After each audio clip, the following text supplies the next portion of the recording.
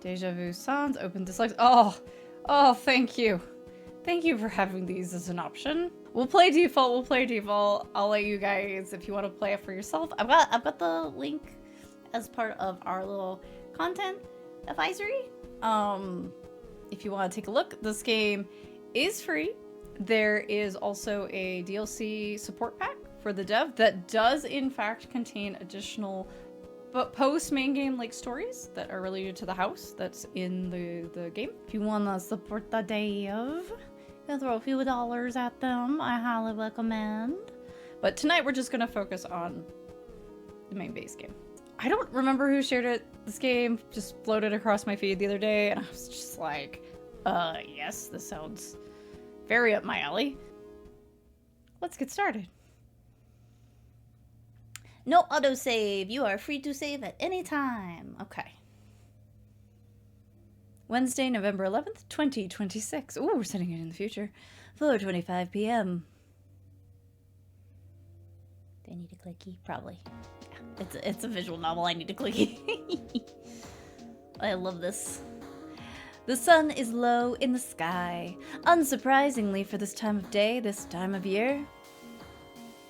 Actually, can I like hit enter or something and just remove the mouse from the equation? Each November, as the sun sets earlier, you feel your body ache more. Deep in the bones, the muscles, the joints especially. I feel that. You weren't made for this, the southern Illinois weather. That's probably why you left after high school. Or part of it, there's a lot of reasons you weren't living here anymore. It's been long enough, though, that the feeling feels like a memory underwater. It's not that cold, but being far away from any body of water makes the air dry enough that your nose bleeds at night. Being back here makes old injuries throb. You take a deep breath and let it out haltingly. You drop your backpack on the ground and stare off into the middle distance. The wind whips your hair around your face. As night falls, the temperature will drop from comfortable in jeans and flannel to needing to put on your beanie to prevent constant shivering. I know, precisely. So I never lived in Illinois, but I did live for a little bit in Ohio and a bit in Missouri, and at different points in my life. And I have been through Illinois. I have driven through and stayed in Illinois, so I know exactly what they mean. You stick your hands in your pockets, idly rubbing the seam where the jeans and the cloth fabric meet. Until the man next to you clears his throat, you snap back your attention back to him. Gene is in a suit, even after hours. You've never seen him dressed informally. By the way, this music's great. You okay? Okay.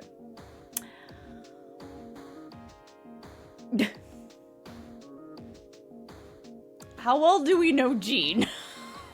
That changes my answer. I'm just gonna say no. It's to be expected. Yep. So. As much as I want to say, let's get this over with. What do you need from me? Tunes are fairly nice. Yeah, they're yes, vibes. Very vibes. Oh, I don't need anything from you now. Here. He reaches his closed hand out towards you, flipping it over and opening it. Inside are your dad's keys. The keychains are familiar. Cardinals logo. A fucking card. What did I say?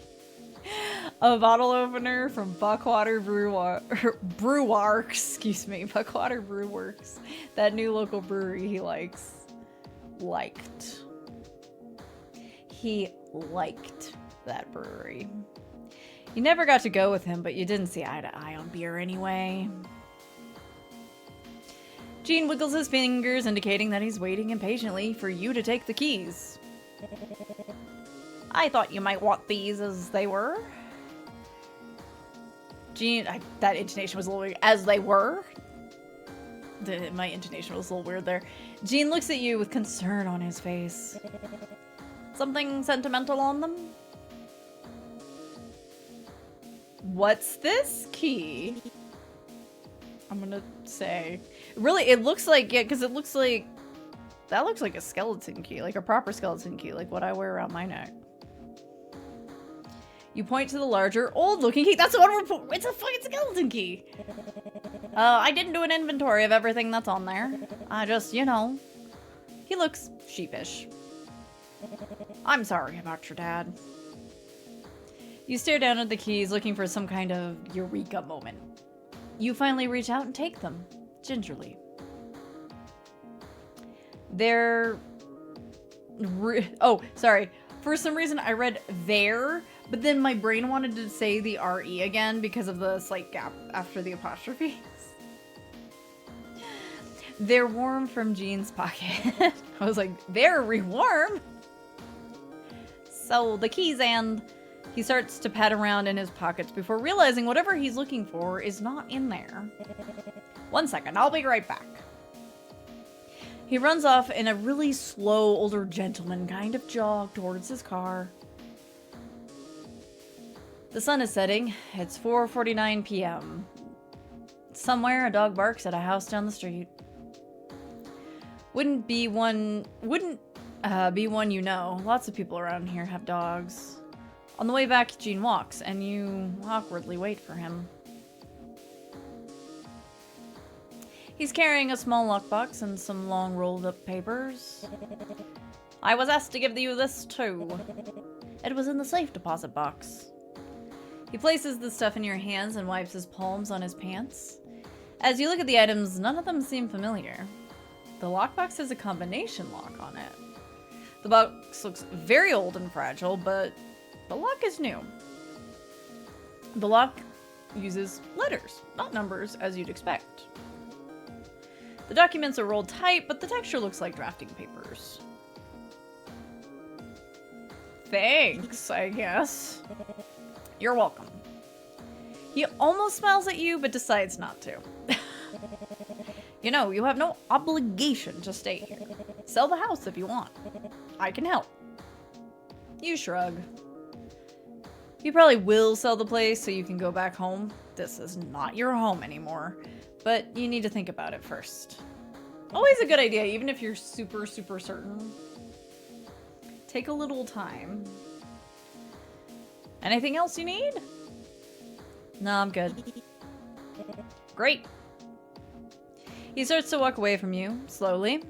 Jean gets to his car and opens the door. Before he fully sits down, though, he calls out to you one last time. Hey, kid. I couldn't find that snow globe you mentioned. Rosebud. Sorry, I couldn't help myself. To be honest, though, I didn't look hard. He sits down in the car and gives you a curt wave.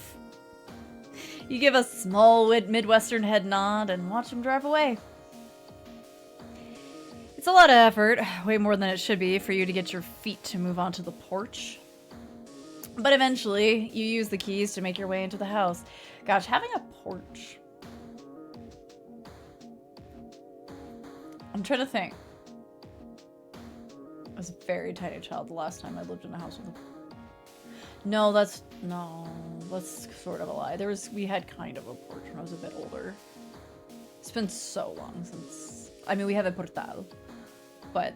which is the quote-unquote porch, but it's, like, flat. It's never, like, raised. Eventually, you use the keys to make your way into the house. Once you're inside, a little relief washes over you. It's short-lived, though. You put your backpack in your old bedroom and plan to sleep in there. There's a guest room, but your bedroom is just how it was when you left.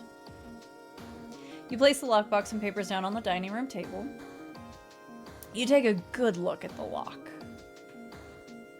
What could the combination be? Let's swirl the dial around randomly! If only Dad hadn't died so suddenly, you think to yourself for the 20th time. There's a lot of options, though. The dial has a full alphabet on it. Oh. Sorry. Nope, nope, nope. Excuse me. So this is... And then we save here. Okay.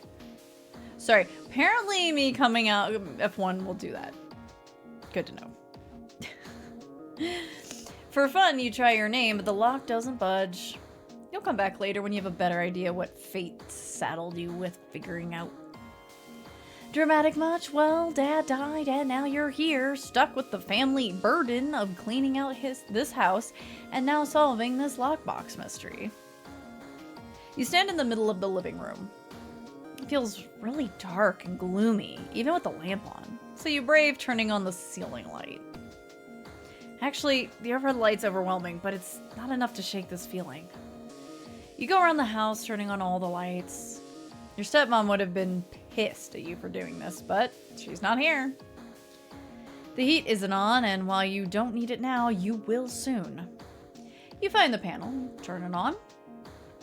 The heat kicking on smells a little like burning, but it's a familiar smell. The apartment you live in San Diego doesn't have a system like this. You don't really need one, as the weather doesn't have the same extremes. But the smell is almost nostalgic, and this plus the lights being on makes you feel more at home.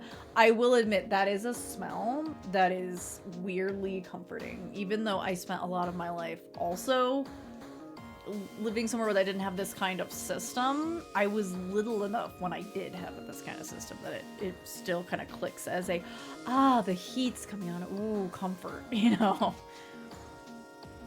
It's weird being alone here. Your dad was always home when you lived here. He was an early adopter to working at home. It meant that he was always home to help you out, even after Sandra came into the picture. Are you sure he actually helped you? Didn't Grandma take care of you most of the time? I also had the grandma thing. Because it was all working parents, so yeah, Grandma helped a lot.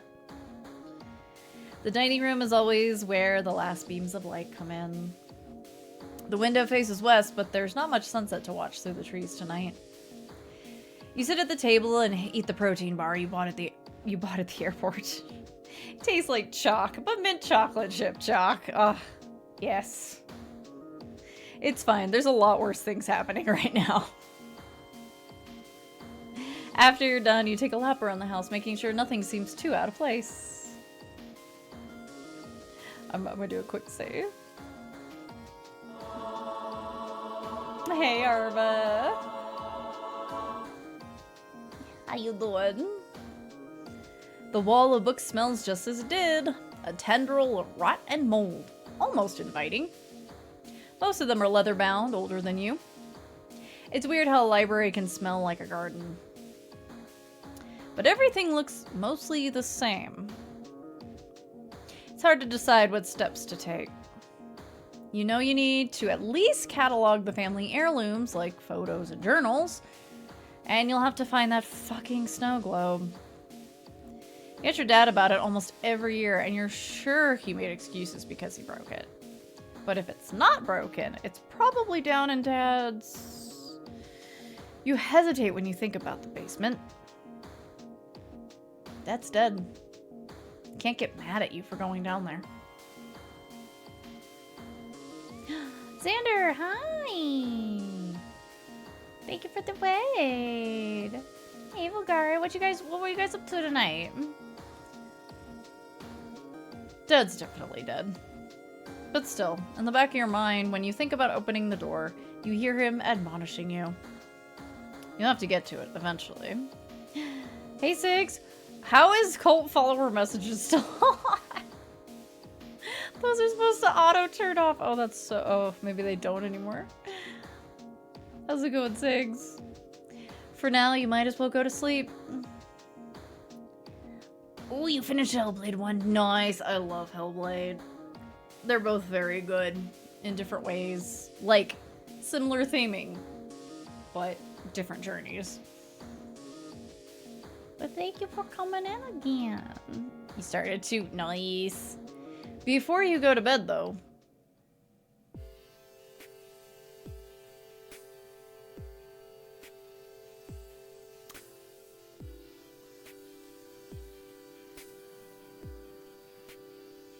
I don't know that I know anything, but what if it's snow globe?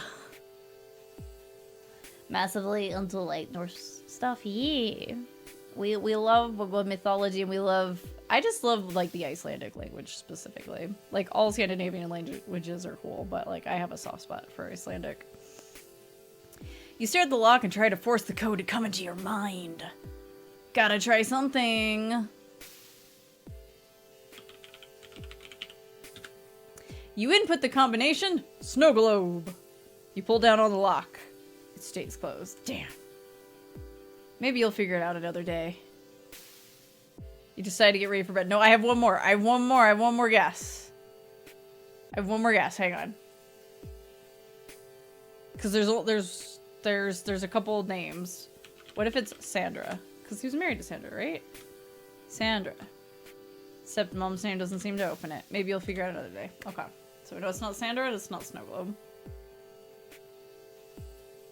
But yeah, get cozy, get comfy if you need to ride around. If you need to work, please take care of yourselves.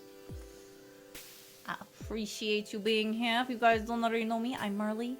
And we play a lot of horror and horror adjacent games. And this is an interesting little thing called In the Foundations, a little visual novel. Psychological horror. Hi, Mommy. You decide to get ready for bed. For no reason at all, since no one else is here, you close the bathroom door and lock it. Darn tootin' you do. The soap is still in the same mandarin orange soft soap that was always in the bathroom. You brush your teeth and stare into the mirror. There's a small crack in it that's been there your whole life. You run your finger across it while trying to breathe slowly. Take it for the self-care. When you spit into the sink, you make sure the water is running. The damn thing used to clog all the time if enough toothpaste foam got caught in the drain. Watching your face with the water at maximum heat, barely lukewarm, helps you feel more normal.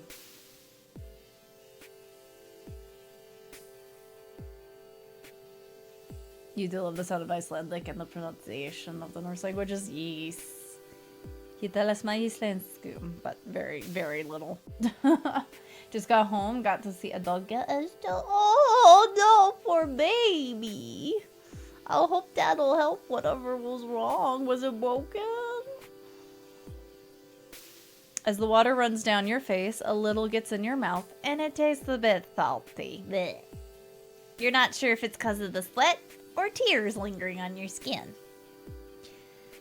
Doing your full bedtime routine really gets you ready to fall asleep. You change in the bathroom with the locked door, still with the anticipation someone might knock. Your room is pretty much the same as it's always been.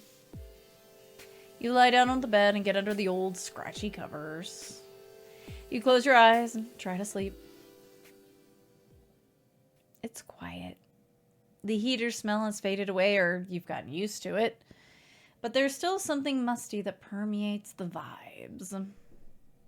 You start to drift off, but you feel like you hear your dad walking around in the basement.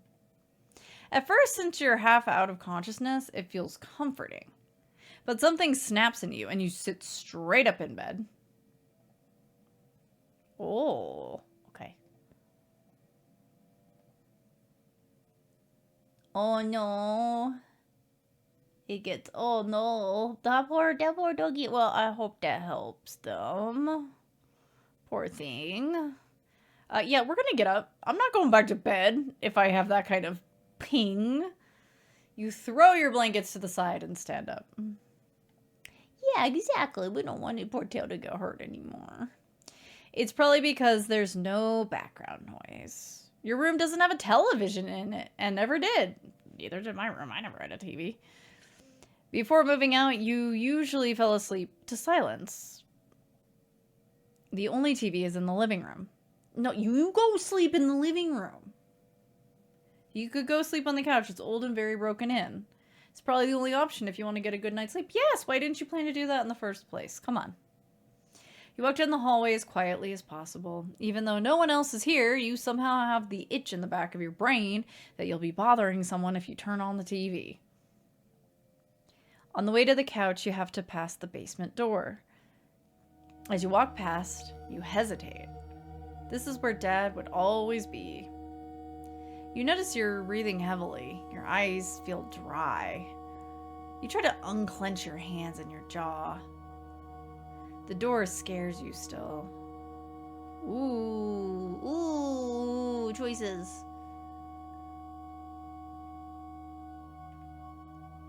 Ooh. I'm gonna walk past quickly. You feel compelled to stop and open the door, but you don't.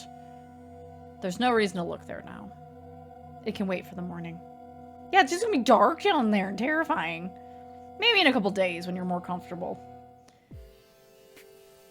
You walk into the living room. It's a little chilly in this part of the house, but it doesn't bother you much. You lie down on the couch on your back and pull the blanket over yourself. It's when your grandma crocheted. It smells like her still from what you can remember. She died so long ago that it feels like most of your memories of her are a blurry mess. Except for her crochet and knitting projects. The TV works even though it's obviously older than you. You find the remote, turn it on. The room is almost pitch black, but the sound and light helps you relax. There's really only late night reruns to watch. Any apprehension you still have melts away. This is the way. This is the way. Yes, this is how we sleep. Your arm falls off the side of the couch, heavy. No, we don't do that. You almost feel like you could reach out and touch Scotty. His fur, the warmth. But he's been gone since before you moved away. The TV doesn't have a sleep timer, so you turn down the volume a little and drift off. Thursday, November 12th, 2026, 8:51 a.m. You've been up for a few hours. There's stale coffee in a can, and you can use Dad's old coffee maker. Coffee is coffee. Darn tootin'. You don't drink much of it before it goes cold, unfortunately. There's two kinds of things in the house that you want to tackle. Family heirlooms, like your dad's journals, or the photo albums Grandpa made. And furniture or things you can sell that don't have any sentimental value. Also, the basement. You'll need to do that eventually. You have no idea where to start with selling stuff, so you turn to the familiar. Ooh, VHS tapes. Sorry.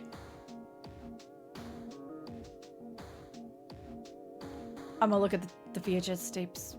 What we got in here. You look through the VHS tapes that are on the shelf. There's children's movies and stuff. You want to play them, but there's no reason. You also find a lot of recordings your dad and Grandpa made. Grandpa loved to record things from the TV. There's some family movies too. The shelf is pretty packed except for a few missing tapes. They're in chronological order. The missing tapes, one is from before you were born, and the other is from recent times. You pop in one from your childhood. It's a tape from when your dad was teaching Paige how to ride her bike. You were in your late teens. Every time the camera pans over to you, you look sullen and unhappy. And you know why. At this point, you had clearly realized your dad favored this family over you. When you needed to learn how to ride your bike, he hadn't helped. Your stepmom had tried, but you didn't want her. You wanted Dad. And he was too busy in the basement. But for Sandra and Paige, he was deeply involved in homework, driving lessons, birthdays. A twinge of jealousy leaps up your neck to the back of your head. It burns. Proud of you. Let's see, it's probably the dad saying that proud of you. Your dad being proud of you? No, he didn't know enough about you to be proud of shit. There's no way. Was he ever that positive? You turn off the tape and stare at the black screen too long before moving on. Let's look at the photo albums. When you grab the closest album, you notice it's the most recent one. Dad didn't print out a lot of pictures after the divorce, it seems. This album is full of photos from the 4 people in your family. Dad, Sandra, yourself, and Paige. Your dad looks so happy with your stepmom. Many of the photos are from vacations. Your dad was really reclusive for the most part, but he did love to go to the beach. Photos from the shore of Savannah, the all-inclusive resort in Honolulu. As you pick up other older albums, you watch Paige and yourself age in reverse. Tons of photos of Dad holding Paige as a baby, Sandra pregnant, their wedding where you were the ring bearer. You believe you were around 7 when they got married, but you don't remember. They look like they genuinely enjoy each other's company. You still can't understand why they divorced, but since you hadn't been living there, it could have been anything. Another album back, one more worn, has photos of you as a toddler. Images of you reading a book, sitting in a laundry basket. Maybe it was the basement. Let's just call it now. Maybe it was the basement. Maybe Sandra was done with the basement. Only one photo of you being held as a baby by Dad. He looks detached. He's not smiling in his eyes. They look exhausted.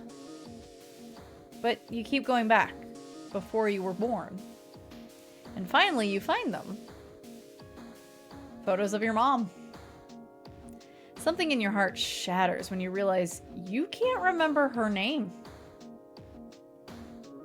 But you keep looking and flipping the photos over. They're all blank on the back. You believe this is your mom with her parents, but you never met them either. They were also both dead before you remember. There's no pictures of you with anyone from her family, actually. No photos of you and her. No photos of Dad and her either. Just like she never existed. You stare into her face. You think hard, but it comes to you almost like it's placed there in the back of your mind. Catherine. Almost like you can hear her say it. She looks like you. You bet she wished she could have met you too. You feel a strange jealousy of Paige and all her photos with her mom. Before you even get to the photos of your grandparents, you already feel overwhelmed. You'll box these up later. Alright, blueprints time. You go to the dining room table and unroll the papers. The papers are blueprints for the house. You don't really know how to read them. They're very fragile, and you hesitate to completely unroll everything. You can tell one of them is the floor you're on, kitchen, bathroom, bedrooms, and living room.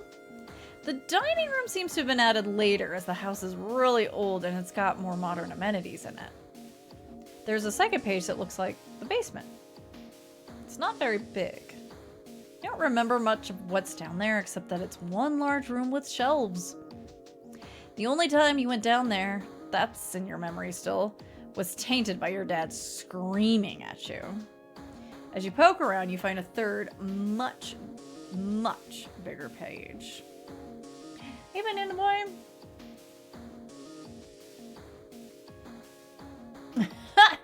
Sees it's in any game. Yay! Sees art style and gameplay and sees it might get fucked up. Oh! It is a psychological or visual novel, yes. It's the oldest page and is faded so much that understanding any of the markings isn't possible. At least for you. You're not a blueprintologist. It does look huge though compared to the other sheets. It's possible the scale is different? Maybe Jean will know more about this. You look down at your watch and when you realize what time it is, your stomach growls. There's not a lot in the house. Some expired soup, microwave popcorn, animal crackers that your dad used to feed the crows. It's possible there's food downstairs in the basement. Your dad was kind of a prepper, and it got worse after Sandra left. But you want something good, something warm and comforting. Local restaurants are few and far between. The food delivery app on your phone says that one place will deliver will take over an hour. The one place that will deliver will take over an hour. You remember Gingham's Diner down the street? They always had really good biscuits. Can almost smell them. It would be quick to go there and grab something. You go to the front door and start putting on your shoes. You get one shoe on and tied. Huh? After you get over that heart attack you almost had from that surprise, you hesitantly open the door. Okay, I had turned down the sound because it seemed like it would be too loud, but that actually seems pretty quiet. So let's crank it back up. It's a delivery driver. He's out of breath, and you see what... Oops, sorry. I didn't mean to click again. He's got a huge bag with him with a receipt attached. The receipt is from... Gingham's? Hey, are you Paige? Paige Hoblet? Yep, that's the name on the food. She's not here. Well, this is for her. He thrusts the bag at you. You take the heavy bag and he immediately turns around. Tell her thanks for the tip. Yes, the tip. The tip. You know the tip. You look at the receipt. She's sent you what looks like a week's worth of diner food. Eggs, fried chicken, mac and cheese, multiple orders of biscuits with extra honey butter. Your stomach growls. You realize you're standing there with only one shoe on. You go back inside and put everything down on the dining room table. Opening the bags makes you realize they threw in extra pancakes and fries. This is a lot of food. It'll be hard to eat all of it. Unless you're stuck here for longer than you expect. You try to figure out why Paige did this. How did she know? You haven't talked to her. Jean's the one who told her you were going to be taking care of the house. You aren't that close with your stepmom or sister, and this is probably the nicest thing Paige has ever done for you. Maybe she's hoping you'll reach out. You know what? I'll call her. That's a nice thing to do. Let's call her. You pull out your phone and call her. The phone rings repeatedly. You grab a few fries and shove them into your mouth. When Paige finally picks up, she sounds concerned.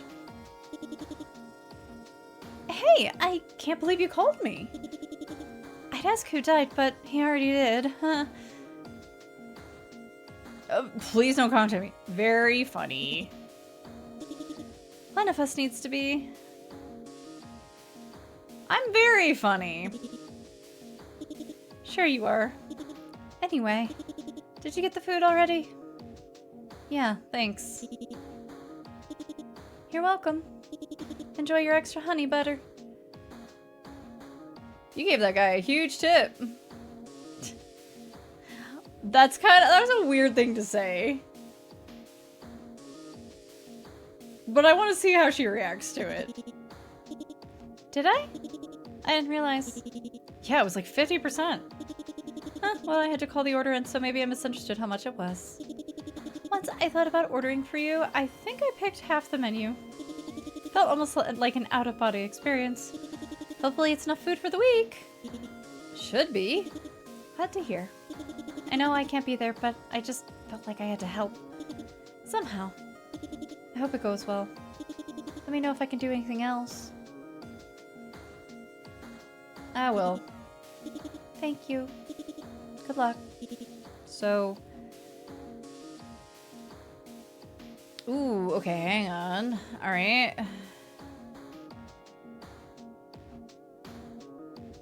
I'm gonna... by asking about her mom, hopefully I'm, like, asking how she's doing. Like, I'm being polite. Diner food, S tier, yes. Hey, how's Sandra? She's fine. I guess it's weird when your ex-husband dies. But she's not heartbroken. That's good. I think. I mean, could ask me how I'm doing? Sorry, you're great. How are you? Not sure if you know this, but my dad died. Paige, please. Do you know anything about the lockbox that Dad kept in the safety deposit box? No, what's in it? I don't know. I can't open it. What kind of lock is it? It's got the whole alphabet around it. Like, instead of 1 to 40, it has A to Z. Well, if you can't get it open, why not smash the box? What if something in the box is fragile? Oh, sorry. You couldn't see me, but I rolled my eyes and shrugged. Thanks, that's very helpful. Do you know what the combination might be? Try my name, your name, our last name? A unique word? I'll try to figure it out, I guess. Yeah, I'm thinking maybe try Paige, and then if Paige doesn't work, try the family name. Full bait. Hey, you know anything about the house blueprints? Yeah, everybody tell me your favorite diner foods. Go. Because there's a lot of things I can't eat anymore, right? That normally would be like my go-to at a diner. Like especially for breakfasty, brunchy stuff. Being vegetarian / vegan there is not so rough. Like, you can make it work. It's the celiacs that's the problem. No, why would I? Wait, why do you? They were in the safety deposit box. There's the main floor and the basement, but there's a third page that Gene gave me. You sure he didn't just accidentally give you a wrong page? No, this is definitely for the whole bait house. Maybe it was an extension he planned? Could have been from when he married your mom? No, the paper was really, really old, though. It's almost faded away. Maybe Mom would know, though. I could ask her? Yeah, sure, that would help. Absolutely. That would help. This is the time that even if you're not necessarily trying to, like, rebuild bridges, to at least, you know, extend a friendly hand, you know? Be like, hey, man, how's it going? We all knew this guy. I'm trying to recall the last time you were at one. So, I mean, obviously, any kind of fries, right? Any kind of fries is, like, #1. But especially if you can get, like, waffle fries. Those are, like, das the best thing. That would help, thanks. Of course. I guess we end the conversation. I gotta go eat this before it gets cold. Sure, of course. I have to be honest, though. Thank you for the microphone. This place freaks me out. I don't know how long I'll stay. Well, just do what you can. No one can fault you for not wanting to be there. I know it's not typical for us, but call me anytime. You hang up, noticing your stomach already feels a little better. You should really eat a full meal, though. While you eat, you stare at the lockbox. Do you know the combination now? Put the rest of the food in the fridge. There's not much else you'll be able to get done tonight. Might as well try the box again. Okay.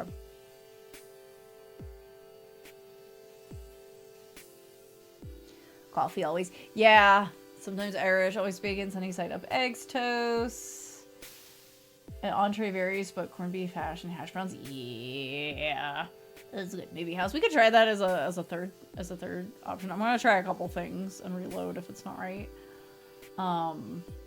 Fries, eggs. Eggs are like the one thing that keeps me from technically being fully vegan. Because I can still eat eggs, so it's a good source of protein. So yeah.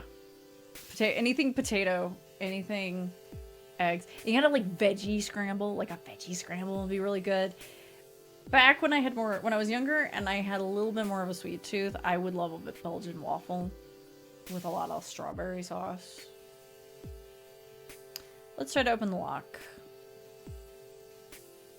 Let's try Paige. And sister's name doesn't open it. Okay.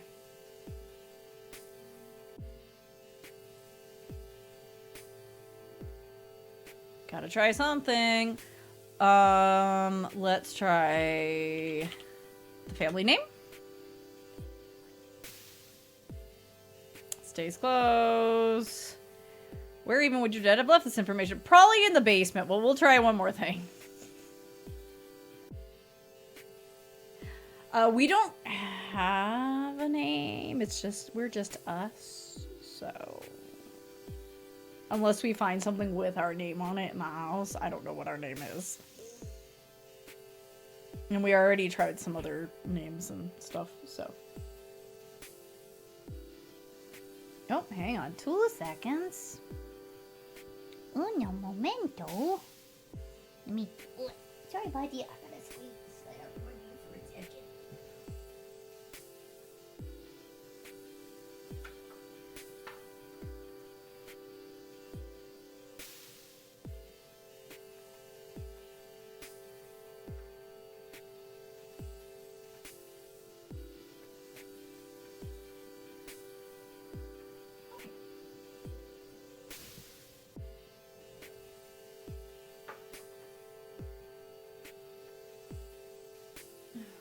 Goodness, that too, buddy.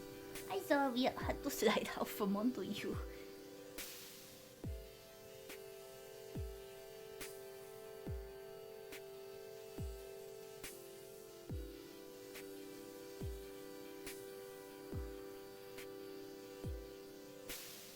Okay. Put that. No, cat is here. He's here. Hey, do, buddy. All right, let's see. Gotta try something. Let's try house. Stays closed. All right, we'll have to figure it out. Something in the basement? In his journals? Perhaps. You decide to get ready for bed. On the way to the bathroom, you walk past the basement door again. It's open, just a small crack. Did you leave it open somehow? No, it was definitely closed before. Okay.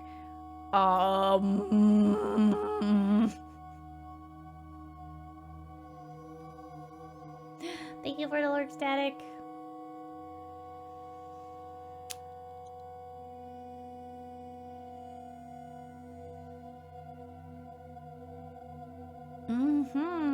Indeed. You know what? Let's look downstairs. It's probably super dark. Yeah, it's so damn dark down there. You should take a step down.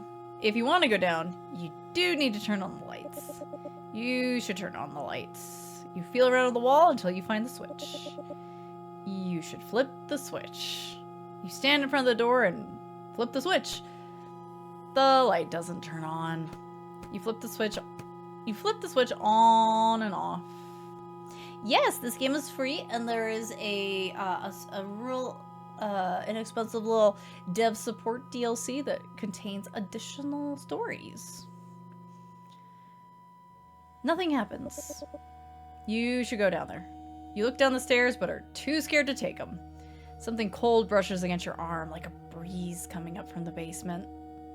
You feel like something else is here with you.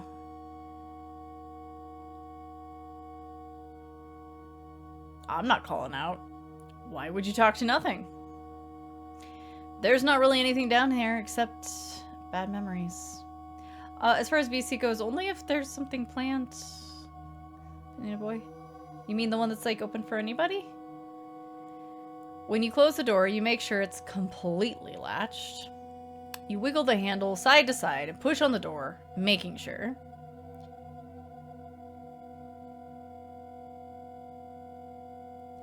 It's definitely closed. You quietly wash your hands and brush your teeth. It's so silent in the house. Almost feels unbearable to make any noise. No one would be bothered if you did, but it still feels wrong. You decide to just go to bed on the couch because you know you can sleep there. Once you're wrapped up in the blanket again, you feel relaxed. Warm even though the house seems cold and empty. You stick your arm out of the blanket and turn on the TV. The light flickers across the room. Ever since you were young, you had times when you could feel yourself falling asleep.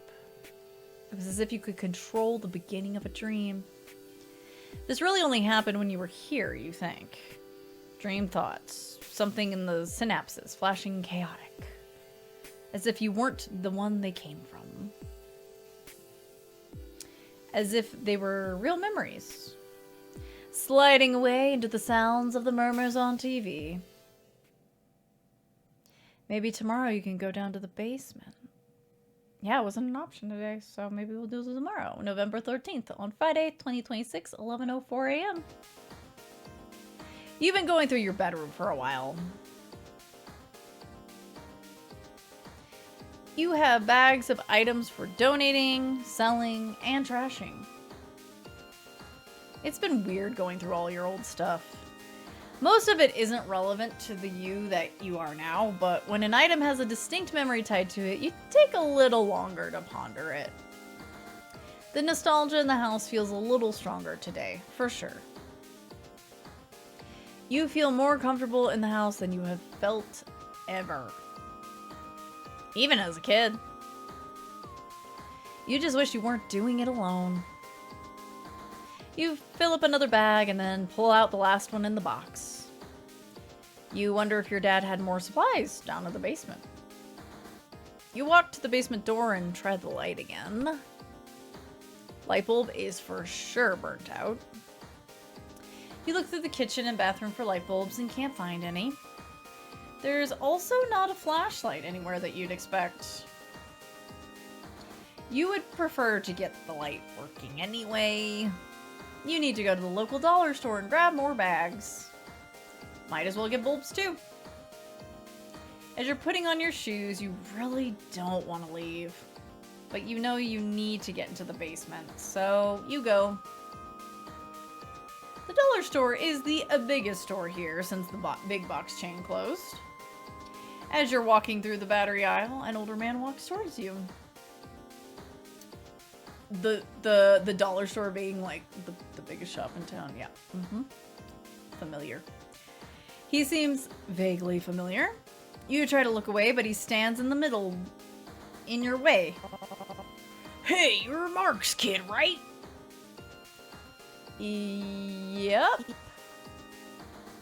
The old man grunts. Mark Hobley, you poor kid. What a shock that he passed so young. Yeah, it was surprising. You gonna sell that house? Straight to the point. It's been in your family since I was a kid. I'm trying to clear it out before I decide. There's gotta be a lot of nice antiques in there, huh? How about I come by tomorrow and take a look? Who are you?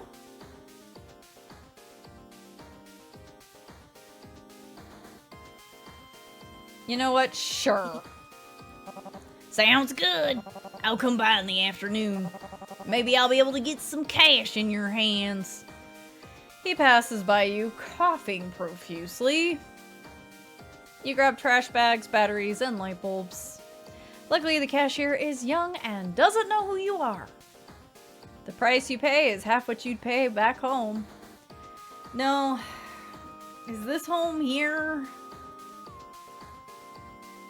5:36 p.m. The where is home? Trauma. Back at the house, you set everything down on the desk and rip open the light bulb box. All of the current bulbs must be the old style ones. No idea where Dad bought them. It's possible he has a stockpile in the basement. You'll find out soon. Before you go down, you stop to eat some of the leftovers. The microwave doesn't have a turntable, so you have to rotate the food manually. It's hard to take more than a few bites because you know what you have to do next. Deep breaths. First, you make sure the light switch is off. Then you lean over to install the light bulb. On your tippy toes, you barely are able to grasp the end of the bulb. When you brush it with your fingertips, you get a soft shock, like when you rub your feet across carpet and touch metal. You don't even pull back your hand. It doesn't hurt enough to warrant a reaction. Hey, Kayla. After unscrewing the bulb, you walk to the trash and immediately throw it away. Not before shaking it to hear the sound of the broken filament moving around. The LED bulb fits perfectly and screws in easily. Another pause for deep breaths. You feel so determined to turn on the light. No one will yell at you. There's no one to stop you. It's almost a rush of adrenaline when you touch your hand to the switch. Aha! There was a small part of you that was hoping the bulb didn't turn on. Maybe something was wrong with the wiring. It's a very, very old house. But unfortunately, you can go down to the basement. The basement is small, but there's a lot of stuff in it. Your dad must have been more of a prepper than you thought. It's a good storage area, though, so of course Dad had all this down here. House supplies like detergent,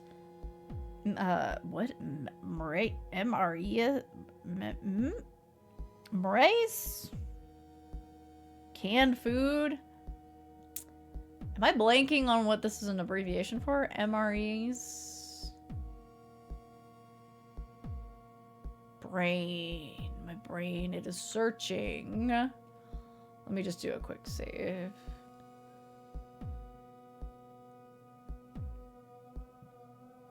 Taking a break from being on your feet? Heck yeah. There's a ton of half-finished projects like ham radios. Dad's desk with his journals, notebooks, and loose paperwork on it. Giant buckets of salt, and heat lamps. Yeah, it's some kind of military ration thing. Knitting and crocheting supplies that you remember your grandma using in photos. Yeah, military ration. Yeah, I can't think of what it is. Something food. When you look at all the supplies down here, you get overwhelmed. You're not sure how much mental effort you can use right now. Today's been a long day and you're already exhausted. Let's check the desk contents, maybe. Here, we'll just take over this one. It's all right. Let's check the desk contents. The chair looks so comfortable, and when you sit down, you actually relax.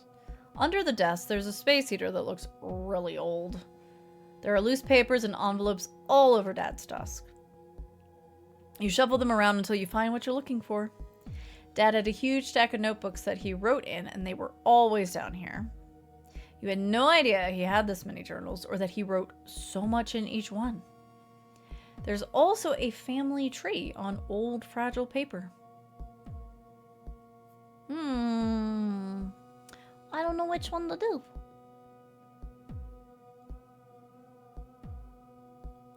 Someone get Steve 1989 here. No worries, Kayla. Thank you. Let's look at the family tree. In the family tree, you see people you'd expect. Your dad, Mark, is the last one printed in nice script. You think it's your grandmother's handwriting, but you're not sure. His two brothers flank him on either side. You barely know either of them. Uncle Roy, slightly older than Dad, lives in Florida near Sandra and Paige. The younger brother, Don, moved to Mexico a few years ago, to Tijuana. It's not surprising both of them went away from this weather. Neither of them had children, so really you're the only heir. On the level above them are your dad's dad and brothers. You always called him Grandpa, but his name was Charles. His brothers are also all dead already. Two of them died before you were born, and the third moved to Southampton in the UK. You remember visiting him once when your great aunt died? Only your grandpa and grandma went with you. There was a lot of tension between the men. You could tell, even at your young age, that they couldn't look each other in the eyes. And then, above them, your great-grandfather. You never met him. He died before you were born, but you've seen tons of photos of him. The family tree doesn't go farther back than Roger Hoblet. It's really weird. The family name seems to have originated with him. Almost as if Roger wanted to start over. Beneath your dad's name, there's 2 lines. One leads over to your stepmom and down to Paige. Their names were written sloppily, likely by your dad. On the other side, the same handwriting says your name, Taylor. Aha, there we go. Now we know her name. It's linked to the name Catherine with a dotted line symbolizing marriage. You touch your fingers to the paper, grazing the lines. Above her, there's only 2 people marked. You assume it's her parents, the people you saw in the photographs. You take a deep breath and step back from the desk. You step back away from the desk to decide what else to look at. There's more here to look at, and you gather yourself up to keep going. Well, I still want to look at the other stuff at the desk. Let's look at one of Dad's journals. The notebooks are dated, and you start with the most recent, just in case there's like another thing to try besides our name. Most of the pages have tables on them with numbers. They look like a daily log of percentages, temperatures, and numbers that you can't understand. Oh gosh, was Dad obsessed? Are the ham radios a sign Dad was obsessed with number stations? The temperatures look like they fluctuate between 76 and 80 degrees, which means it's not the weather. One of the columns seems to track something called SG, but you don't know what that is. It's written once a week, and it seems to hover around the same number, 1.023 to 1.029. Well, S could be Sandra. We don't know her middle name or her maiden name. If she even changed it when she married, you know, who knows? Different people are, people are different. Different families do different things. There's also a stat signifying pounds, LBS, counting down to 0 and then starting over again at 60. Hey, Nightingale, thank you for the lurk. Once it hits 0, your dad would make a check mark. There's also some dollar amounts, but you're not sure what it means. The notebook also includes pages of actual journal entries. Feels a little invasive, but you read a few of them. Oh, let's go. So this would have been, since this game's set in 2026, this is 10 years before. Almost 11, because it's like February 20th. It's extremely cold this winter. I've spent a lot more money than usual heating this place. Paige has also been trying to come down here a lot. I don't know if she was just bored over her school break, but it's hard to tell her no. Sandra keeps her away. Sandra hasn't ever asked questions, thankfully, but she's been asking to sell the house since Taylor left. As we get older, I'm running out of excuses, yet I can't go. All right, July of the next year, 2017, end of July. It's getting too hard to do this, to keep hiding, even though I need to do it. The undertaking is too much. But to hand it over, I need to get them out of here. I know it's going to take a while to get Sandra to leave. She loves me too much to just agree to a divorce. Honestly, my body hurts. Taking the supplies up and down the stairs, I'm just trying to stay prepared. It feels too personal reading your dad's thoughts. You skip forward to one of the later entries in the book. 2020, June of 2020. Sandra is gone, page 2. It was excruciating to be mean to her. I was surprised at how sad I was about it. Not that I thought I wouldn't feel anything, but the last few months alone have felt like torture. I tried to accept that in order to do my family duties, they couldn't be here. Everything feels like dust, however. It's my mission to make sure Taylor comes back so I can relieve myself of this secret. You remember your dad asking you over and over to come back home. It felt like he was having a midlife crisis, but you couldn't bring yourself to do it. There's a huge gap here in the entries. You skip to the final one. Ooh, September 2024. I can't get Taylor to come home. I don't know what to do. He's still so mad at me. I need to tell him about the house, about this millstone, but I can't do it over the phone. I almost asked Roy to help with Abby, but I know he'd ask to take the place instead. He doesn't understand why he can't. It's not just a house, it's a contract. I guess I'll just keep trying. There's a huge gap between this entry and now, but the logs still persist. Up until your dad's death, he was marking every day in here. No more personal thoughts, though. But who the fuck is Abby? There's another name to try. Abby Taylor. There's still more to look at here. Maybe Dad's journals are the key. You step back away from the desk to decide what else to look at. The fatigue is becoming worse. It's been a long day.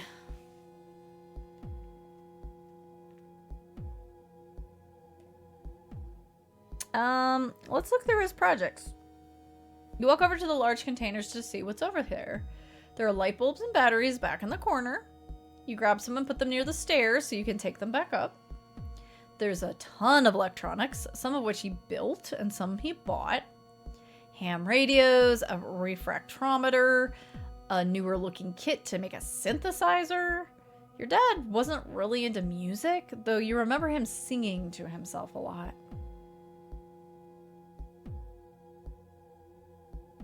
Whoa. Let's look through the sealed boxes. You see some gigantic boxes in the corner that say filters. They look like they probably are big enough to be for the house's water supply. There's also huge buckets of pH balancers and water softeners. The water here has always been really hard, and you remember rings around the bathtub, and your hair never felt clean. There are also heavy tubs of salt. They are labeled Instant Ocean and seem to be some kind of special formulation. There's also a few smaller boxes behind them. You push boxes around until you find his old freshwater fish tank hidden behind everything. It's about 50 gallons. There's a lot of dust in it and fish-related supplies. Small filters, a lamp, tiny jars of fish flakes. You remember naming one of his goldfish Speckles back in the day, but that was at least 15 years ago. There's still some more to look at here. You know there's enough in the basement that it will take you days to cover. You step back into the center of the room, wanting to look through as much as you can. You feel a little relief after looking through Dad's stuff. Maybe you can force yourself to keep going a tiny bit more. Well, let's look at Grandma's knitting supplies, because we're not hurting for food right now. We have a bunch of leftovers, so... Grandma's knitting supplies are down here and what looks like a ton of unfinished projects. When she went to the nursing home, she couldn't hold the needles or hooks anymore, so she left them for your stepmom. Oh, that's so... Oh, that hurts my heart. Sandra probably just forgot they were down here during the divorce. It was surprising, quick, and acrimonious, so she probably wasn't concentrating on that. Your dad didn't know how to knit. Paige might. You don't see anything else over here to explore. It's hopeless. Your brain feels empty. It's probably a good idea to stop for now. Even though you were apprehensive about coming down here, you feel better now. Before you go back upstairs, you should decide what to do with some of these things. You start with the aquarium supplies. Your dad didn't have a fish tank, so you think first about getting rid of them. They're not antiques or family heirlooms, so who cares? That's a voice. You should not get rid of anything that is down here. What? Why not, though? You don't have a purpose for most of this stuff, even if your dad did. But you do. Do you really? You guess maybe you thought at some point about having an aquarium, but you don't have one now, and it wouldn't be worthwhile to take the gigantic buckets of salt or heat lamps all the way home. Anyway, you'd go for fresh water. Those fish are much easier to take care of. There's a feeling that slices through your brain. Not painfully, but cold. It freezes you in place somehow. The supplies should stay here. You may need them. You shake your head. What is going on? These thoughts are audible. They're clear, like a bell, shaking in your ear. The voice feels motherly, soft, and warm. Okay, good to know. Your voice is shaky, but you make yourself say something.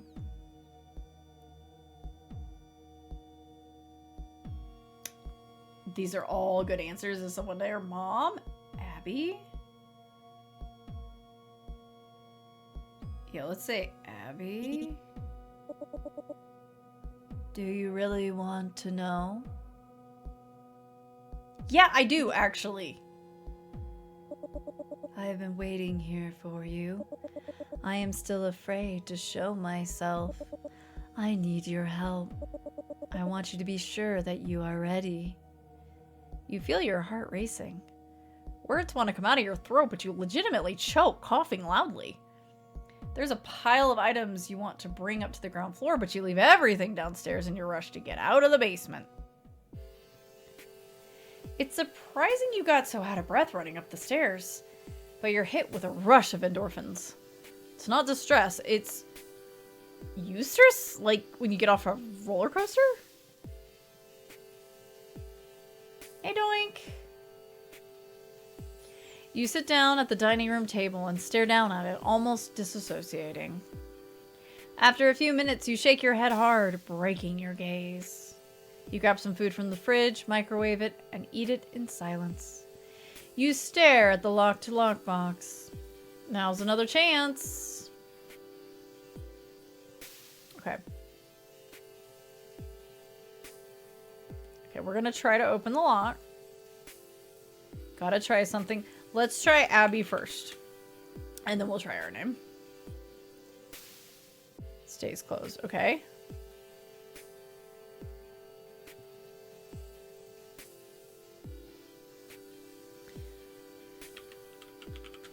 Let's put in our name. We did try that. Did we? Did we try this on the first day? It doesn't work now. It didn't work then either. Are you sure?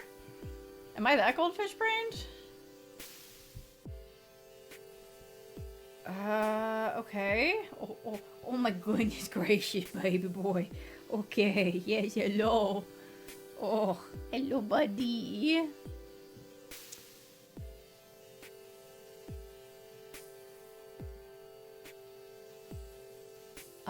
We haven't tried Catherine.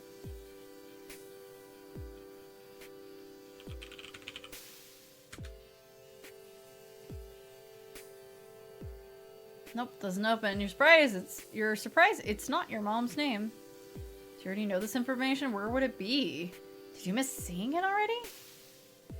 You feel extremely exhausted now, but very relaxed. You decide to get ready for bed. Yeah, if it's not Abby, then it hasn't been any of the names we've tried so far. As you brush your teeth, you stare at yourself in the mirror. Wait, I've got one more name to try. Hang on. What if it's just Mark? I don't think we've tried Mark. What if it's Mark? Stays closed. Okay, hang on. Roger. That's great grandpa's name, right?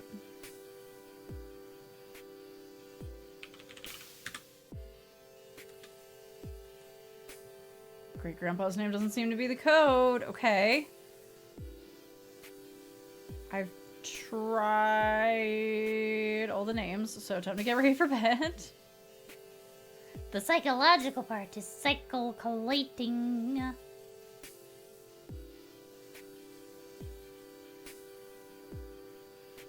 As you brush your teeth, you stare at yourself in the mirror. Your eyes feel tight, like you were crying, so you close them. You focus on the vibrations of your toothbrush. When it stops, you spit into the sink that you know is there by feel. You're almost afraid to open your eyes again. But you do. There's nothing but your disgusting spittle in the sink. You wish you could open up that lockbox. There might be something important in there. So bed, yes, let's go to bed. The couch is starting to feel like it has a groove for your body. You stick your arm out of the blanket and turn on the TV. You are lulled off to sleep yet again by the TV noises. Saturday at 1:25 p.m. That guy's gonna come by, right? You haven't felt like going back into the basement all day. Okay, this track in particular, it feels like Ace Attorney. This one, specifically this one. Yesterday was like getting a grain of sand in your clam chowder. Inevitable, but still grosses you out every time. Everyone just eats that piece of sand, don't we? I wouldn't know. I don't eat chowder. Welcome back, Sigs. No one stops and spits it out. As you're moving things around the house, the doorbell rings. It's the old man. He's got a notebook with him and little glasses. Hey there, kiddo. You mind if I walk around and look at stuff? If you want to follow me around and make sure I'm not stealing anything, you can. But I'm gonna be slow, so get ready to be bored. It's fine. Don't worry. He winks at you. I'm gonna take some pictures and make you a list. He walks into the kitchen and starts making notes and takes photos with one of those small digital cameras. You watch him shuffle away and then get back to looking through your dad's bedroom.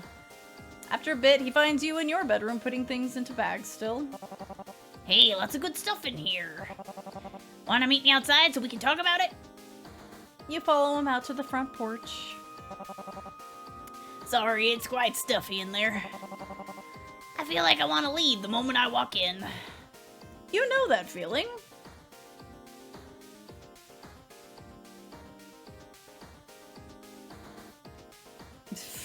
See something that caught your eye?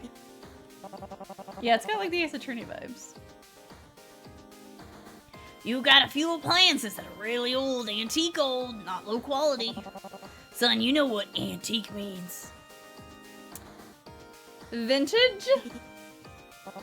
No, that's for more recent collectible things. I'm talking about something from my dad's generation. I mean, some of it is more modern, but it would be worth a lot. The toaster? It's one of the older mechanical ones, not the electronic ones. Oh, and that coffee maker. How much for it? A lot more than you'd think. I'll have to look it up and let you know. Here. He extends a shaky arm and hands you the small notebook. You look over the list. Seems like he mostly wants the larger furniture. It would really help you to have it out of there. Even if you don't sell the place, it'd be nice to change it up. The back bathroom could be remodeled, raise the property value somewhat. Could shake out some of your shame and memories. Might make you want to stay. It could be nice to be a homeowner. The old man clears his throat, and it shakes you out of your rumination. I can have my son bring his truck by in an hour or so to pick it all up. Yeah, I mean, just take it all. We can get instant coffee. It's fine. That's great. When you were looking around, did you see a snow globe? Nope, but I wasn't particularly looking for one. I'll be right back. I'll get the kid over here so he can carry things for me. I'm not as young as I used to be. He chuckles to himself. And obviously, you know I'll pay you for everything we take. He pulls out his phone and starts walking away from the porch. Hey, Johnny. Come on by, bring the big truck. Do you know if the boxes are still in the back? As he gets farther away, you sit down on the step.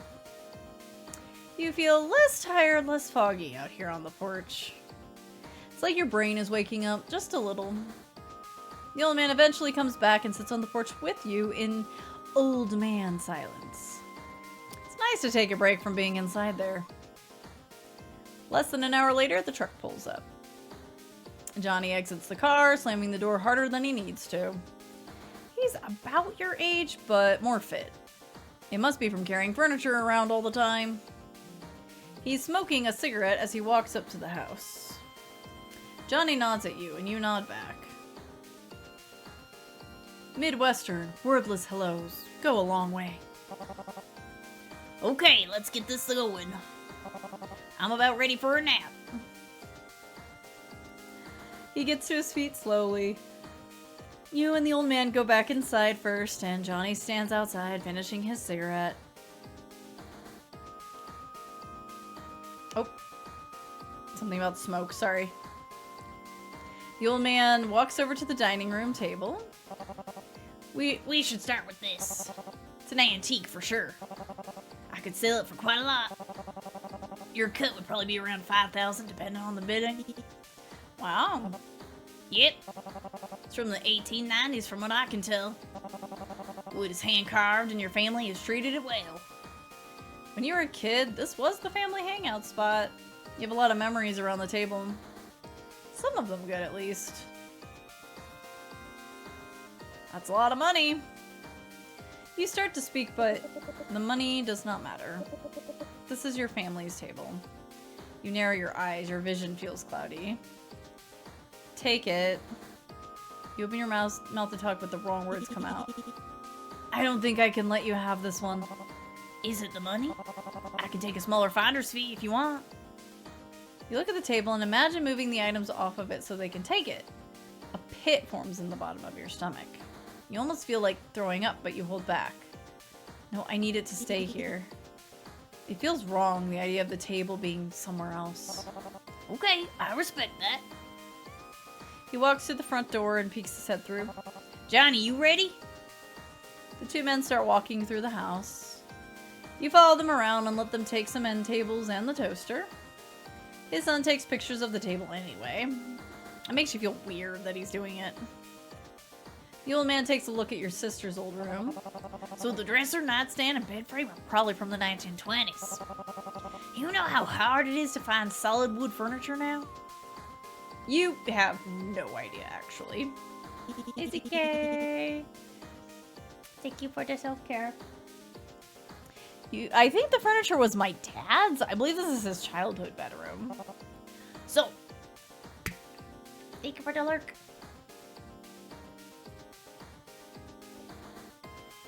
I'm not planning on kids, so take it. It's fine. is that a yes? Go ahead.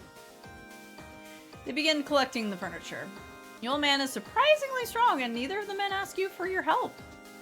Once the bed frame is out of Paige's room, it feels surprisingly empty. They leave the mattress, and you keep it on the floor. You walk the two men to the door. I'll let you know when the pieces sell. Call me if you change your mind about the table. Johnny, who has said nothing this whole time, gives you a full, genuine smile as he lights up a cigarette. He walks to the car, and the old man stands staring at you awkwardly. Yeah? His eyes are intensely looking into yours. This is not normal for someone from Illinois to make such direct eye contact. But he's not sure if he wants to speak. You can feel it. You okay? He reaches out to shake your hand. You grab his, and the grip is tighter than you expect. But he doesn't look away. He speaks under his breath. Sir, can you say that again? Someone die here?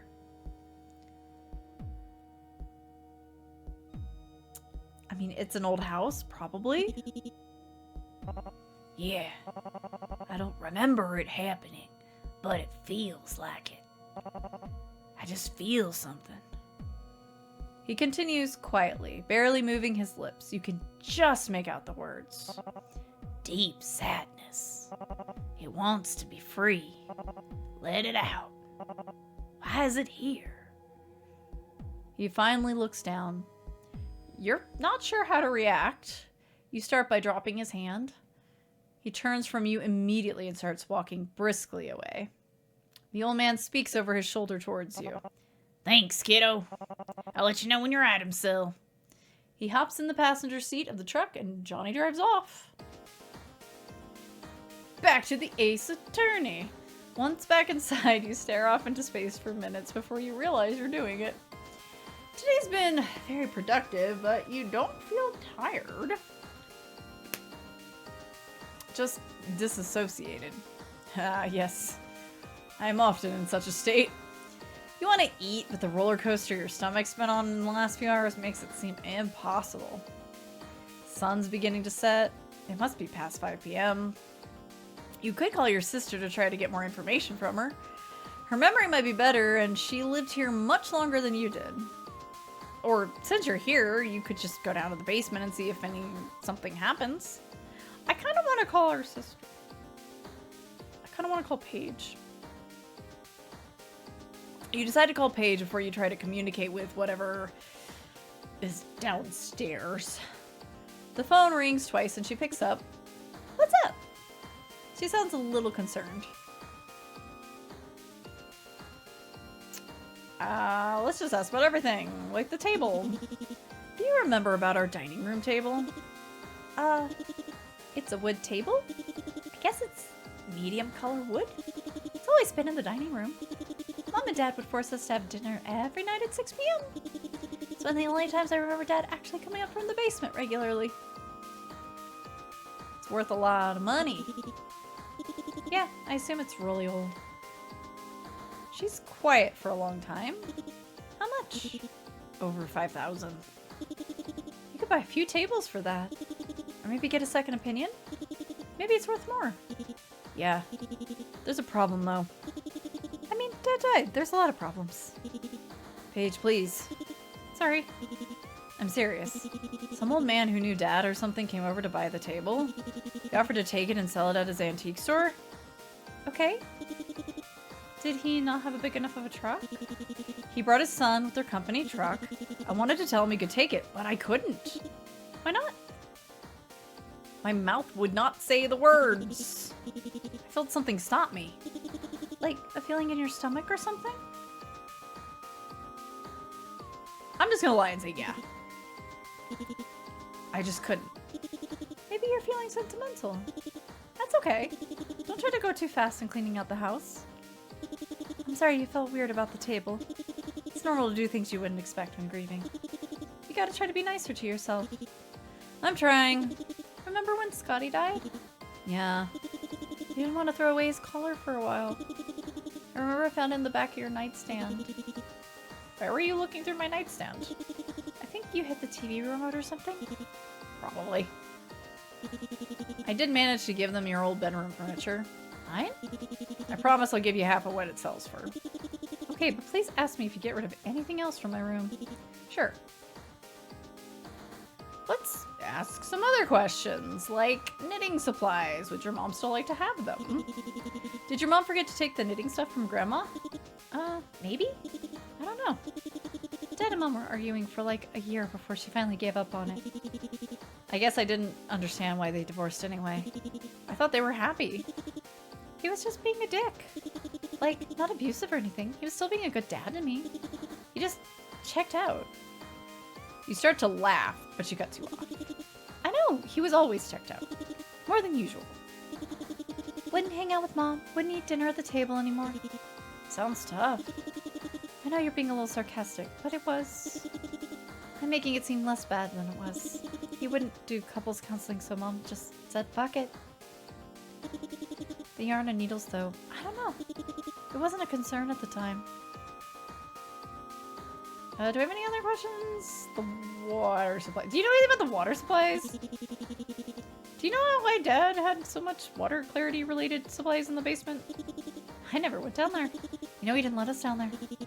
There's buckets in the basement full of pH balancers and water softeners, tubs of something called Instant Ocean, a ton of water filters for a full house filtration system, and boxes of lye. Filters? Lye? I don't know how any of those things work. I'm just a little girl. Please stop asking me questions. Paige, I'm gonna hang up if you keep talking like that. Okay. Maybe he was filtering the water to do something? I don't get it. Saltwater aquarium, prepping for something. I mean, he was prepping for something. I know he had a ton of MREs down there. Could have been expecting Helter Skelter or something. I remember the water quality being really horrible. If he was using these things, he was very bad at doing it right. You know, he had a bunch of weird hobbies and he wasn't good at most of them. All of those ham radios were half busted. Oh, if you went down there, did you see the Christmas ornaments? No, I didn't look for them. Man, really, the only thing I'm looking for is that ceramic ornament they made of my foot. I don't remember that. We somehow lost it when Mom divorced Dad. I haven't seen it in a few years. If you find it, I want it. Okay. Do we have other questions? Well, yeah, other questions. Let's keep asking other questions. We'll save spirits for last. Have you seen the family tree Dad has? No? Did you find it in the basement? Because, you know, if it was down there, I obviously haven't seen it. It mostly traces the Hoblet line. Dad's the focal point of it. You and Sandra are on there. What about your mom? Yeah, she's there, but it doesn't trace past her parents. It also only goes back to Roger Hoblet. Isn't he the one who built the house? It goes me, Dad, Grandpa Charles, and then Roger, yeah. I think I realize what bothers me. A lot? No shit. But also, why is our family spread out so much? The Southern Illinois weather fucking sucks. Trust me, I know, there's a reason I moved away. But there's something else.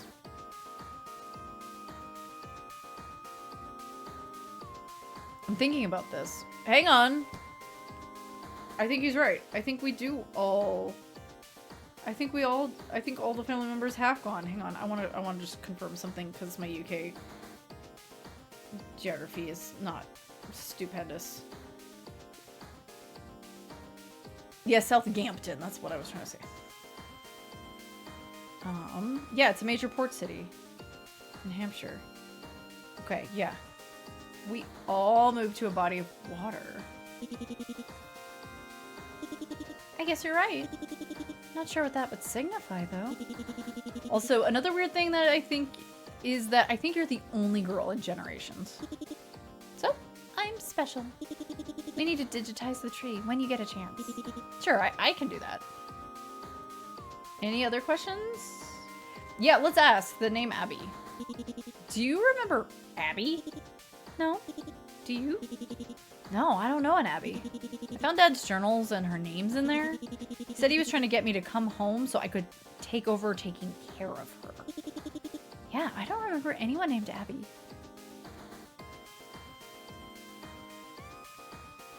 Yeah, you know what? Let's Scooby-Doo this. Let's bring our sister in on this. He also wrote some weird stuff in there about forcing you and Sandra to leave. What do you mean? He had to stop hiding and that he had to get you both to leave. Gay? I don't think it was that. I don't even remember Dad mentioning anyone named Abby. Like, ever.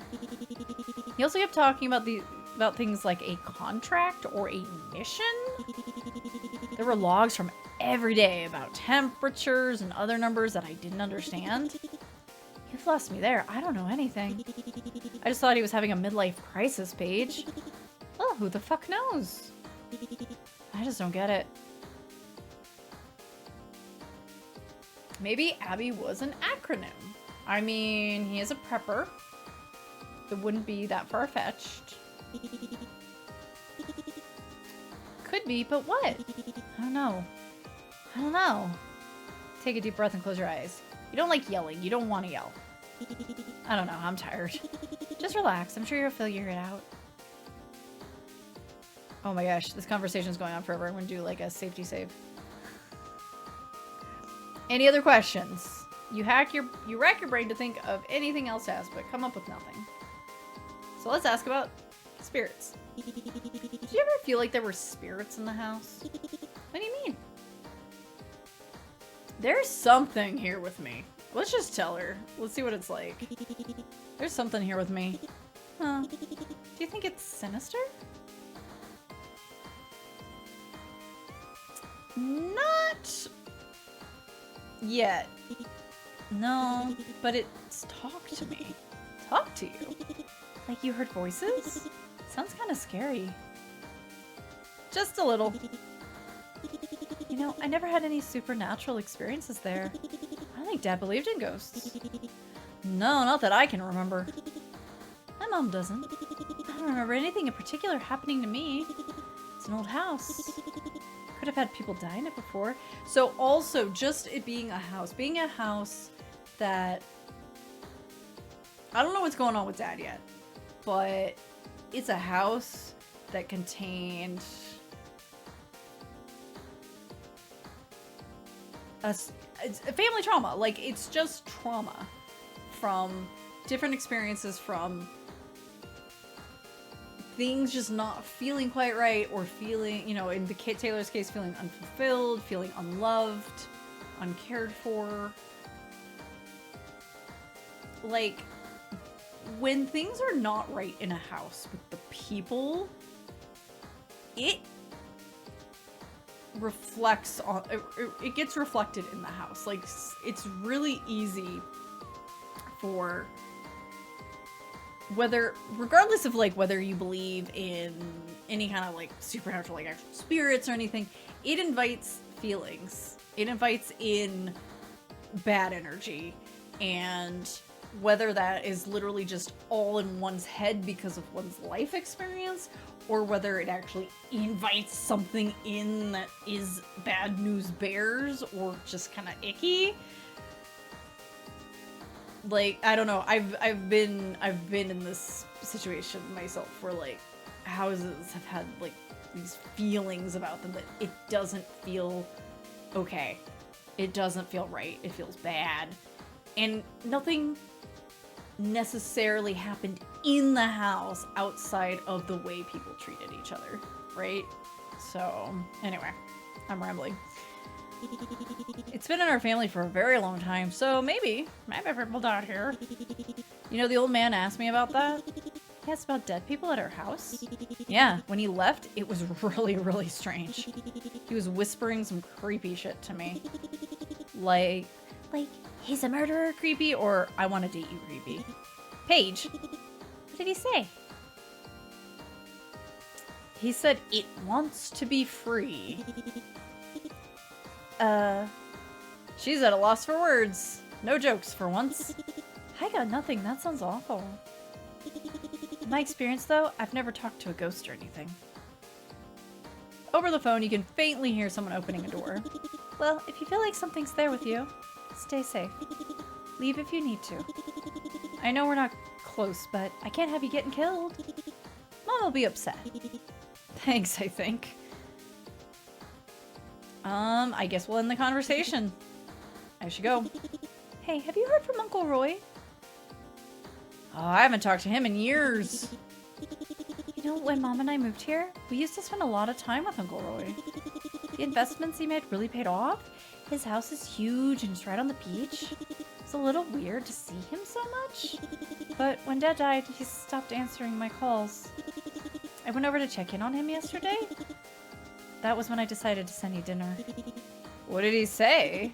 He was concerned that you might not want the house. To him, it's really important that it stays in the family.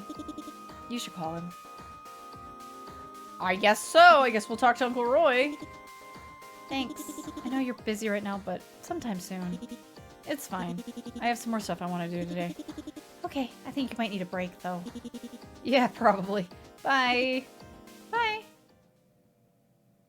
It's grown dark, and you pace around the living room. The only thing that feels right at this point is to go into the basement.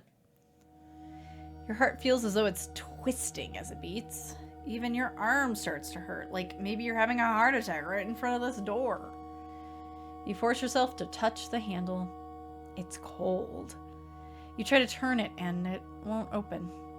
You push the door with the full weight of your body once, and nothing happens. So you do it again. And of course it unsticks, and you have to stop yourself from falling down the stairs. Your voice catches in your throat as you call down into the dark.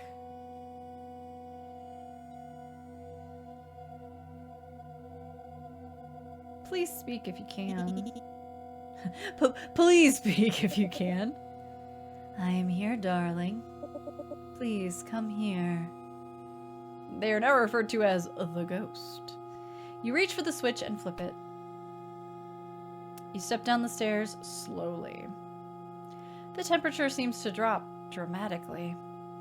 You wish you had your grandma's blanket from the couch. At the bottom of the stairs, you force yourself to speak out again. Do you have a form? I do. You start to see something corporealizing in front of you. That kind of looks like Mom. It starts out looking like a blob and takes shape. It grows legs, arms, a soft face. Your eyes look back at you, but something is different. A face you've only ever seen in photos before. Okay, so before it's revealed that it's actually a ghost or it's really Mom or whatever, I was sitting here and I was like, what if Our mom passed away unexpectedly. And our dad did some weird shit. And she's actually being kept alive in the basement somehow. Like, what if she's like living some like non-life life in the basement? And that's why he keeps everybody out, is because she's actually down there. Yeah, this is our mother's picture. A face you've only ever seen in photos before. Mom? It does look like your mom. The mom you never met. You start to feel a heat that climbs up your neck to your scalp. You breathe faster. It, the ghost of your mother, hangs in the air before you. When you move your head from side to side, the shape shifts, but is unmistakably the woman from the photos. You feel compelled to speak. I need to know. I mean, we can't touch her. She's not real. Ask her a question.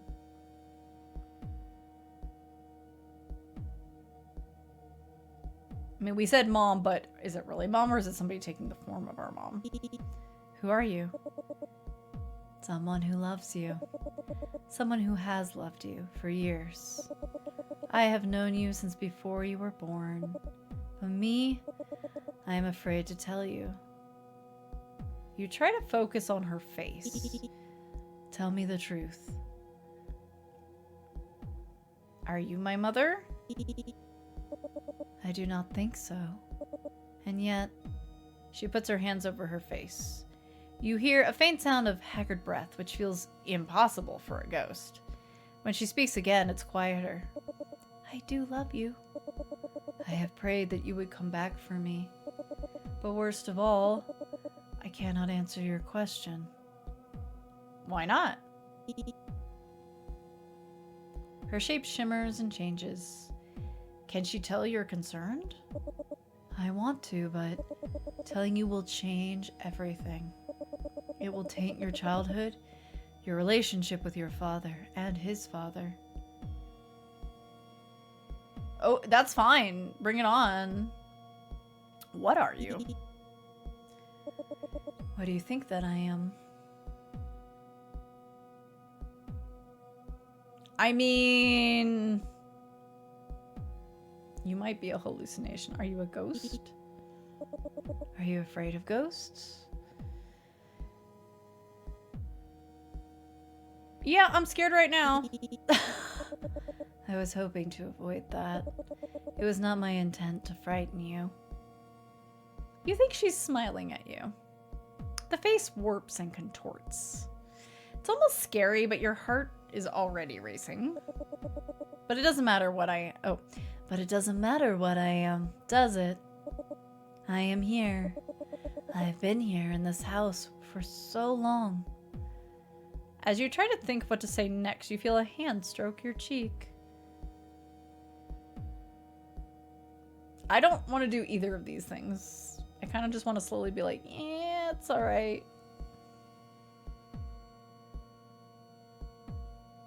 But if it is our mom, maybe we want to lean in. It's warm and comforting. You feel your heart slow to a normal pace. How is she doing this if she has no form? Ask another question. What do you want? We already admitted we were afraid, didn't we? I need your help. I am trapped here. You have to help me.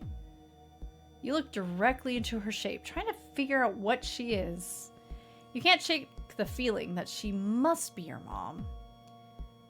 What you can see in her face sometimes looks like your own. You seem familiar. I am not surprised. I promise I have always been here. You're starting to feel relaxed, even through the fear. She shimmers.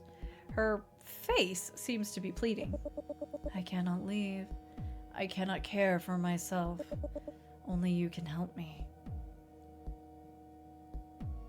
I guess let's admit we're afraid again? Because it's kind of scary how this is happening?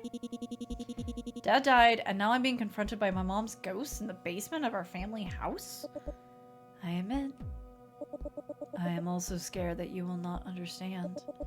You must trust me now. I guarantee I can make that fear go away.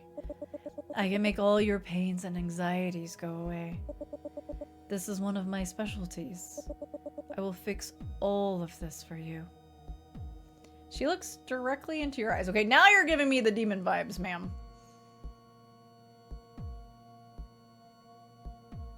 I don't like eye contact. Your eyes flick away almost instinctively. The hairs on your arms stand up. The room spins a little. You close your eyes for a beat until you feel stable. Please look at me. You search the void top to bottom. You feel a calm wash over you. You're not sure if it's because you've had a few minutes to get used to this or if it's something else.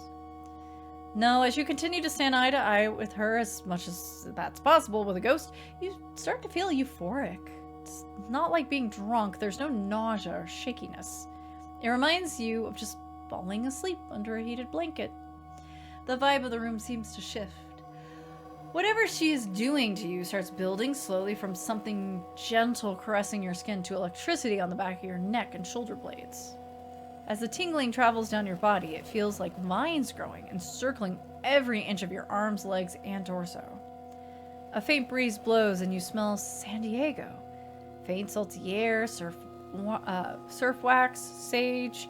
You can hear a hum on that frequency that sounds like blood rushing through your ears, like the static of ocean waves. The feeling takes over your whole body. At this point, your knees grow weak, but you manage to stand and continue to look at her. Time stays at a standstill. You feel your mind unraveling with enjoyment for longer than expected. Solace. Refuge. A haven. Things that not everybody has with their mom, right? Not everybody has that. Slowly you become more alert again. You feel your toes in your socks, your arms against your sides. It feels exhilarating, addicting. What was that? Be patient, I will explain. But something's changed. You know deeply in your heart that she will not hurt you. Do we have any more questions? Yeah, I don't think we have anything else to ask. So let's try to reach out and be like, hey, what's up? You put your hand out towards her. As your fingertips dip into the vision, you feel nothing. For some reason, you expected it to be cold or wet or humid, but it's just a visual with no form. How is it possible if you felt her touch you before? Let's move on. You feel vaguely satisfied in her answers, but you're not sure why. Can you trust your ears, your eyes, your mind? You feel close to hyperventilating. Something is scratching in the back of your brain. And then she speaks again. You hear her more clearly than ever before. Doctor, thank you for the sippies. This is not how I wanted this to happen. This is not what I did last time. But because we are here now, I do not have another option. Please give me the time to explain. Please do, ma'am. I'm down. Hit me. Okay.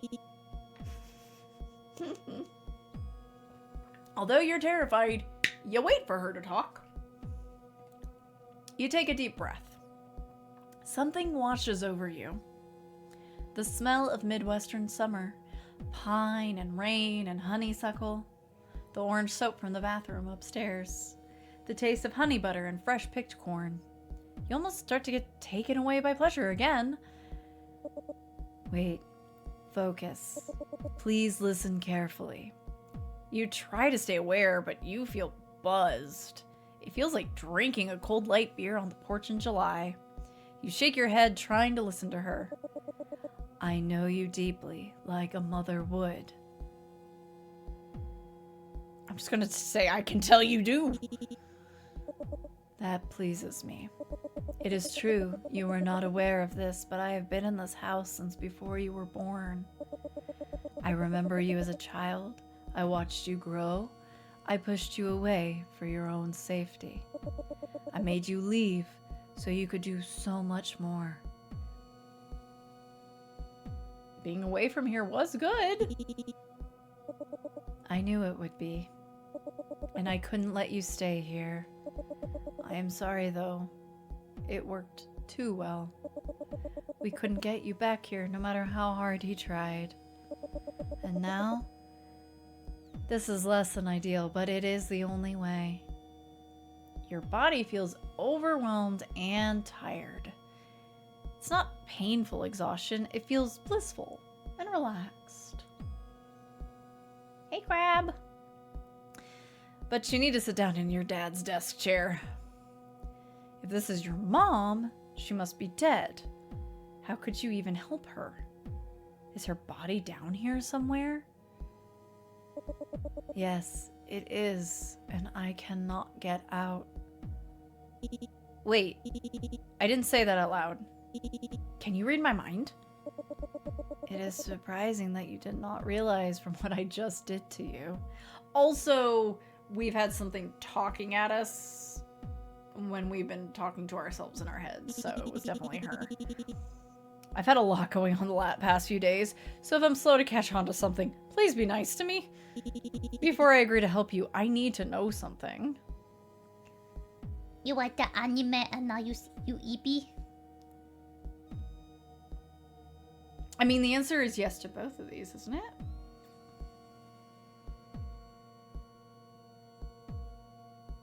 Are you Abby? The form swirls more than before, almost in anger.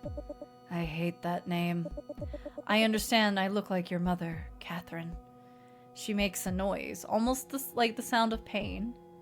Can ghosts feel pain? Unfortunately, I must be honest now. Your mother used to live here, but she has been gone for many years. I have felt no deeper sadness in any person than in your dad when she left. She saw things that she should not have seen. Did you read all of your dad's journals? Do you know what happened?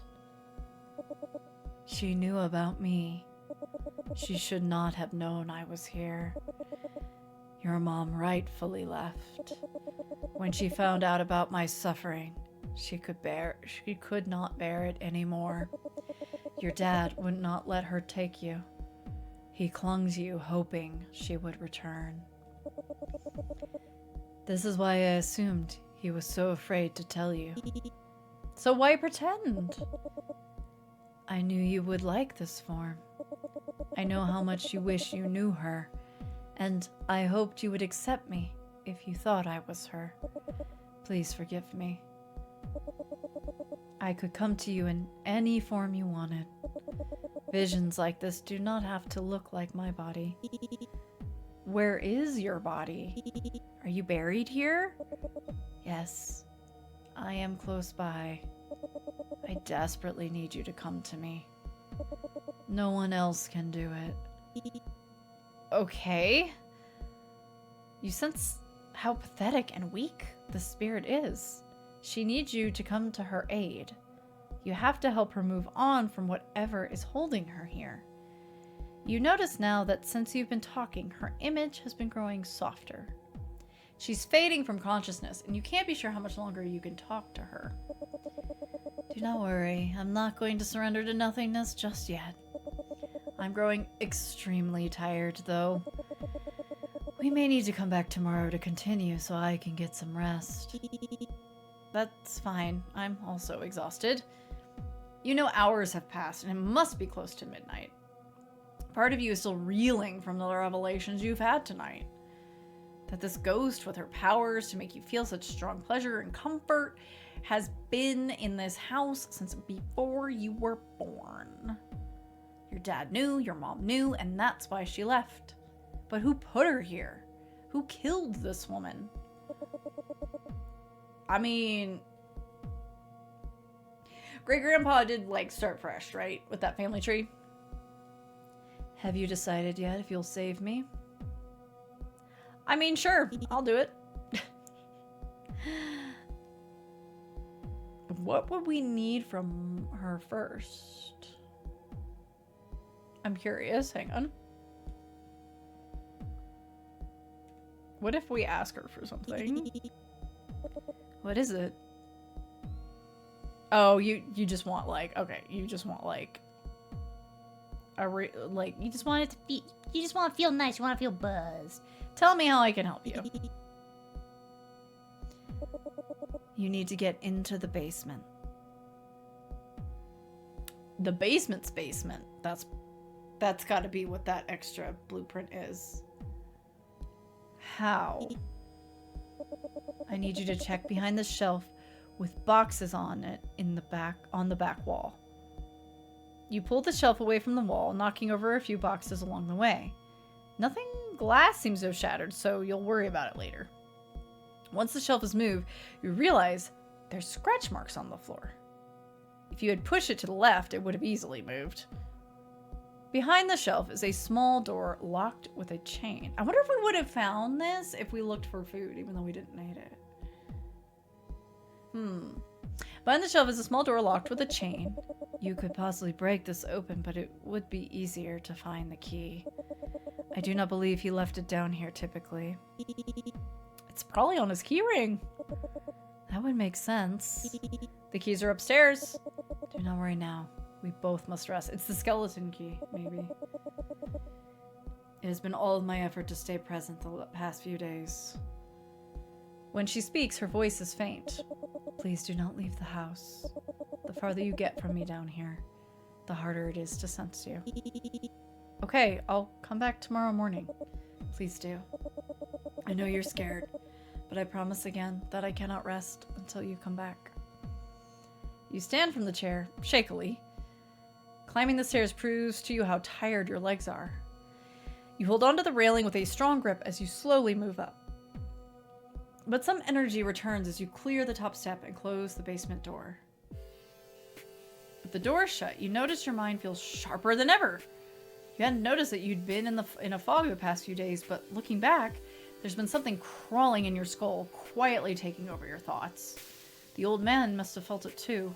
Whatever she is, she's been infecting your house for years. The thought that you moved away from your family because of her doing, and yet she's in need of your help?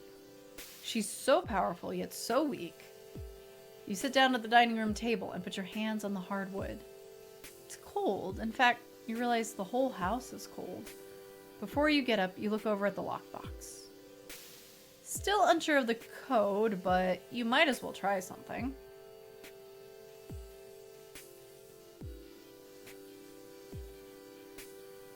What could we try?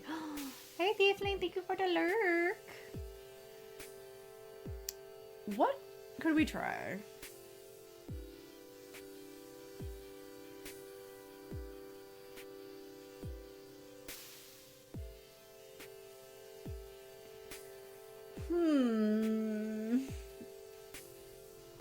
Hey, buddy. Oh, big stretch-a-woonies. I got a stretch too. Thanks, Doctor. You're so sweet, baby. Well, I'm doing the stretchies. All right. What?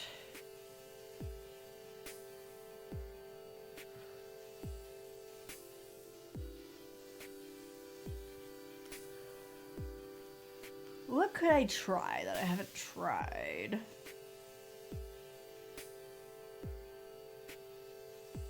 Like, the text seems to be implying that I still don't know the code, but...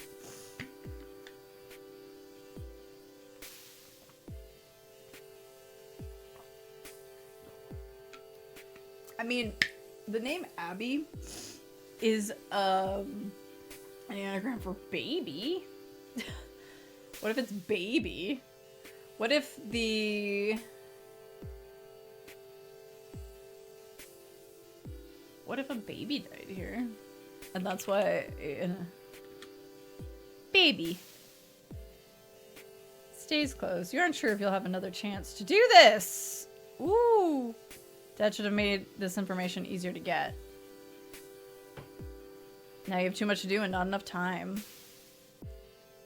Ooh, okay.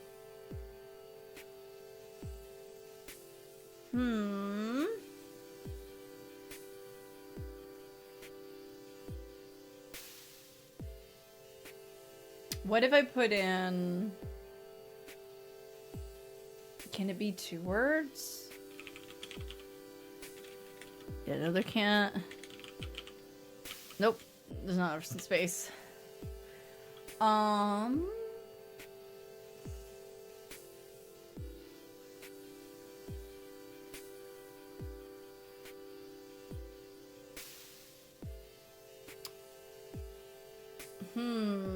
on. Let's ponder this for a moment if we aren't gonna have another chance.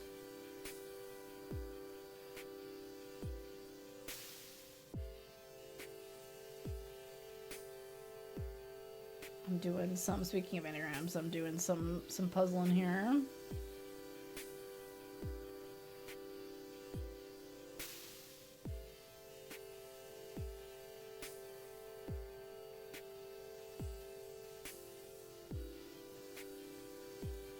What if I just did whole bait backwards?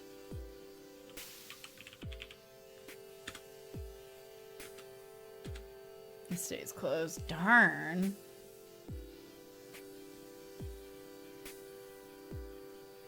I like how the music doesn't reset. Like, it's already a loop, so it keeps going smoothly over loading saves.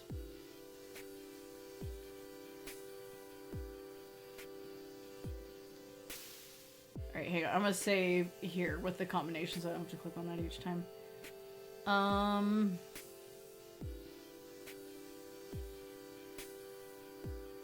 I wonder if it's something we can't know on a first run.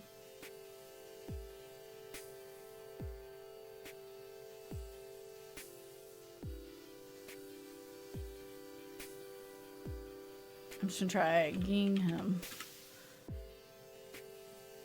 Yeah, okay. I figured. It's like, that's the name of the diner. What other names have we not tried? Roy? Stays closed.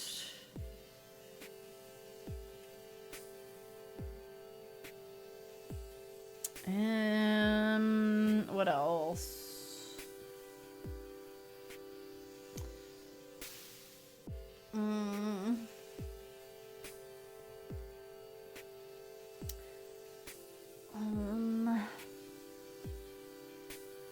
Illinois. It says closed. Damn it. Anybody got any ideas? What's something I haven't tried?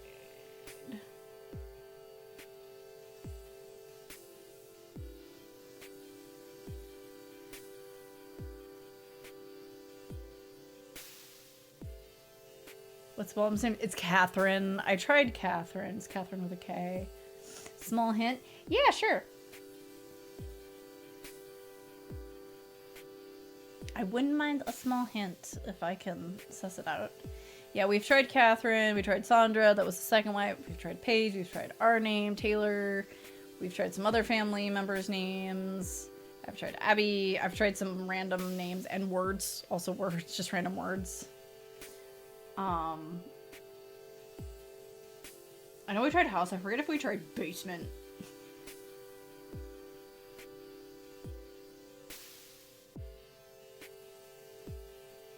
But I will certainly take a small hint. Just because I'm really curious. I'd like to figure it out. I haven't tried basement. Let me try basement. I don't remember if I tried. Nope. You don't have the information, but could load a save to get it.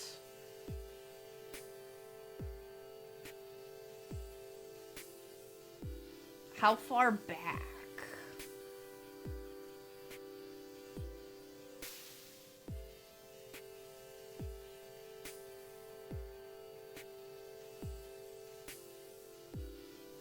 How far back would we need to go?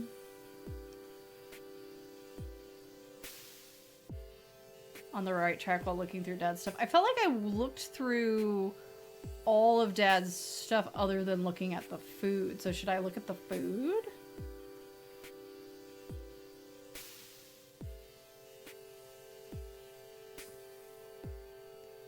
could reload, get the info, and then reload the save to use it. That's true. Gosh, where was that? Where was me looking through Dad's stuff? Somewhere in here, yeah? It was in the journals, so I just like missed it in the journals somewhere. Is it like mission or contract or something? Because I read his journals. But did I like skip over information?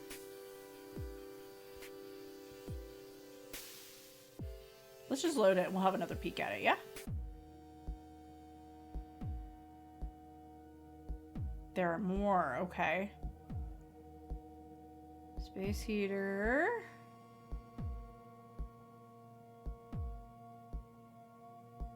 Okay, let's read one of Jad's journals.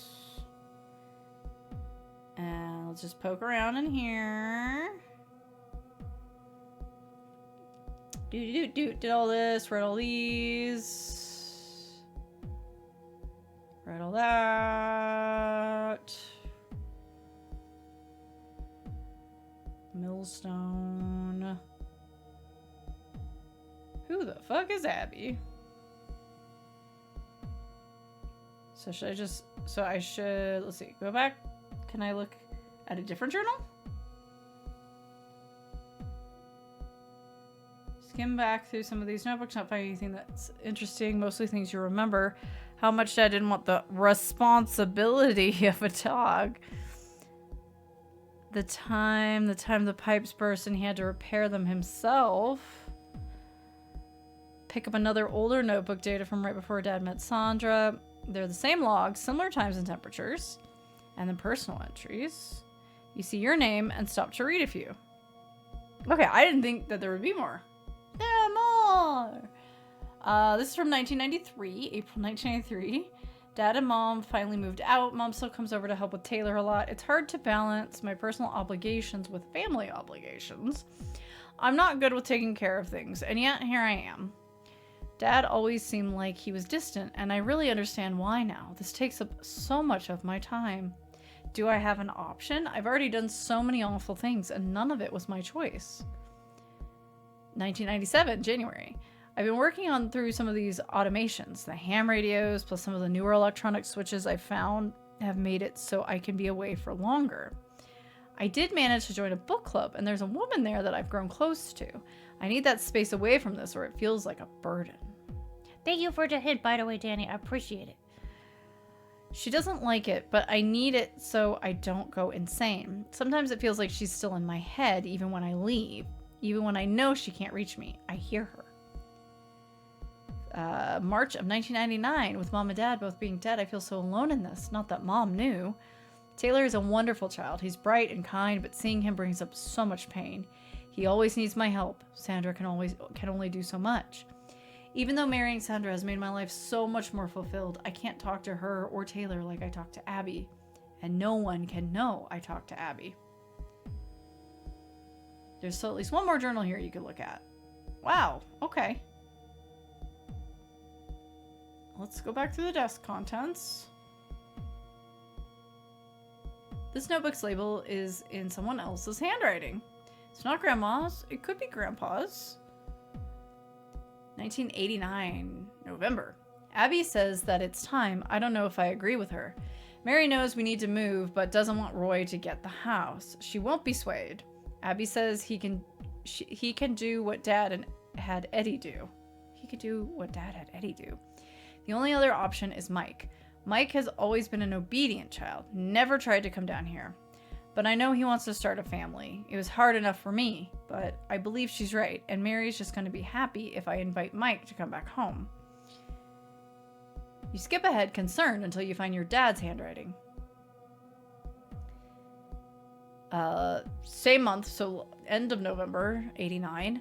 The things Dad's told me in the past week have cleared up a lot of questions I've had about my whole life. Roy was here and left. He'll do what Dad said, but he's mad. He says this should be him, and I understand why it's not. I wish Dad would have told me about this burden months ago. Catherine is pregnant. She hates it here. I can't tell her why we have to stay here. I don't know if she'll leave. I can't let her leave me. May 1990. Catherine named him Taylor. I instantly loved him like I thought I would. He's beautiful, looks just like her. She's here in the house with Taylor here. Catherine will never leave. In this place with this albatross. How funny, a seabird being my metaphor here, stuck so far from the water. Catherine, I'm so sorry for now. This is my job. This is my devoir?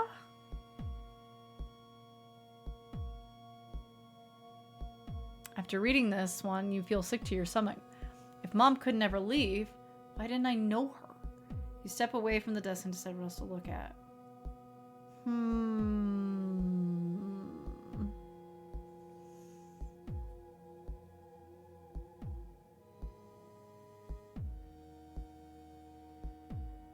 Is that the word that was? Devoir? Hang on. Sorry, I'm looking it up. Devoir. An act or expression of respect or courtesy, civility, duty or responsibility. Devoir. So duty, essentially. Sorry, I know I'm putting like a French accent on it. It's probably just supposed to be devoir, but you know, devoir. Okay, so let's load in this one now. Mortem! Dion, DDM. Oh my gosh. DDM, thank you for the subby. I appreciate it. Oh my gosh. Look at all them months. Hey Loki. Hey Cryptic. Hey Hex. Yes, I do want to load. Welcome in, everybody. What were we up to tonight, Mortem?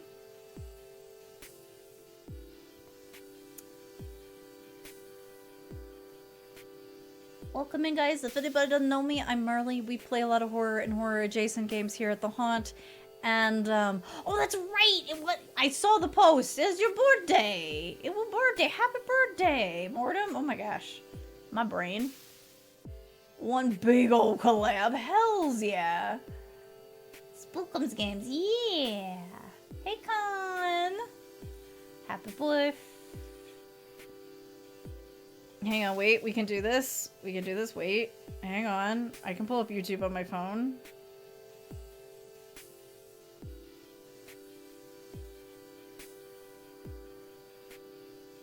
Hang on, I can do this. This is what I always think of. Okay, hang on. I don't want the whole thing. Yeah, I just want the happy birthday theme song. Yeah, this one. Happy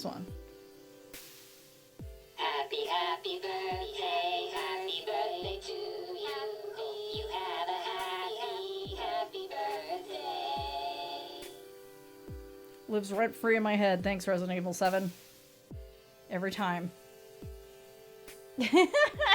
You're welcome. But yeah, get comfy if you need to run, if you need to like. Please be taking care of yourself. Get your D-stream on. We do end streams for a reason.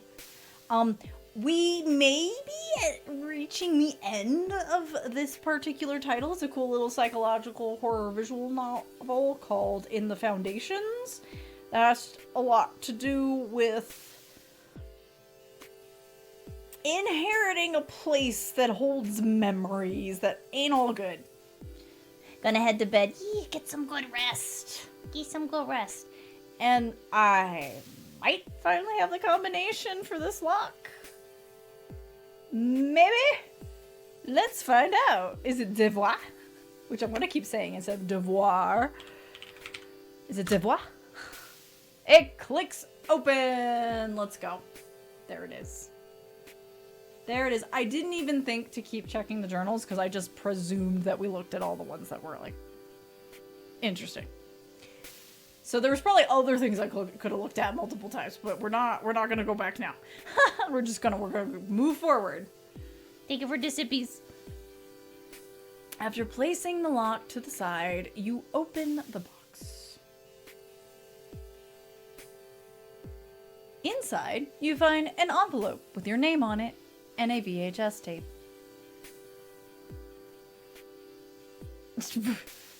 Okay. Let's open the envelope first. The envelope flap is tucked in, not sealed. You slide it open gently. Inside is a letter from your father on a piece of paper pulled from a notebook. Taylor, I hope this means you read all of my journals. If not, you might not be able to make a choice yet. I'm sorry, I couldn't get you to come back here, but if you're reading this, I'm probably dead. I want you to be able to make up your own mind about what is in this. Ah! Sorry. The other times that's happened, it's been like when the delivery man showed up, so it wasn't a huge deal. My finger did like a like I had like a twitch, like a spasm in my finger, and I'd clicked. All right, let's read the rest of this. I want you to be able to make up your own mind about what is in this house. You deserve this information. I didn't know any of this when I came back here, but you will. Dad. What the fuck is on this tape? Yeah, a twitch, as it were. You need to finally watch it. Watch the tape. Do it. You pick up the tape. A horrible shiver vibrates through your body. It's the cold, your exhaustion, and something about watching this that makes you feel like you're coming down with the flu. You're concerned that if you watch it, you'll know too much before you're meant to. But you feel able to watch it now. Maybe you should.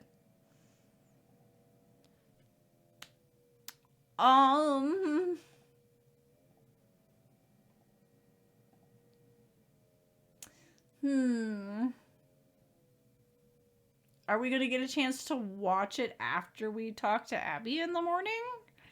7 days? Hey, Aisha. Maybe. Also, no music. Utter silence. We don't have many of these moments in this game. Do we watch it early? I mean, it's implying that if we watch it now, we're watching it quote unquote early. But I'm worried that the conversation with Abby tomorrow is going to like lead us down to like the end of the game. I feel like that might snowball us, because other than calling Uncle Roy, it's like talk to Abby in the morning and call Uncle Roy. Those are the only things on our like to-do list at the moment.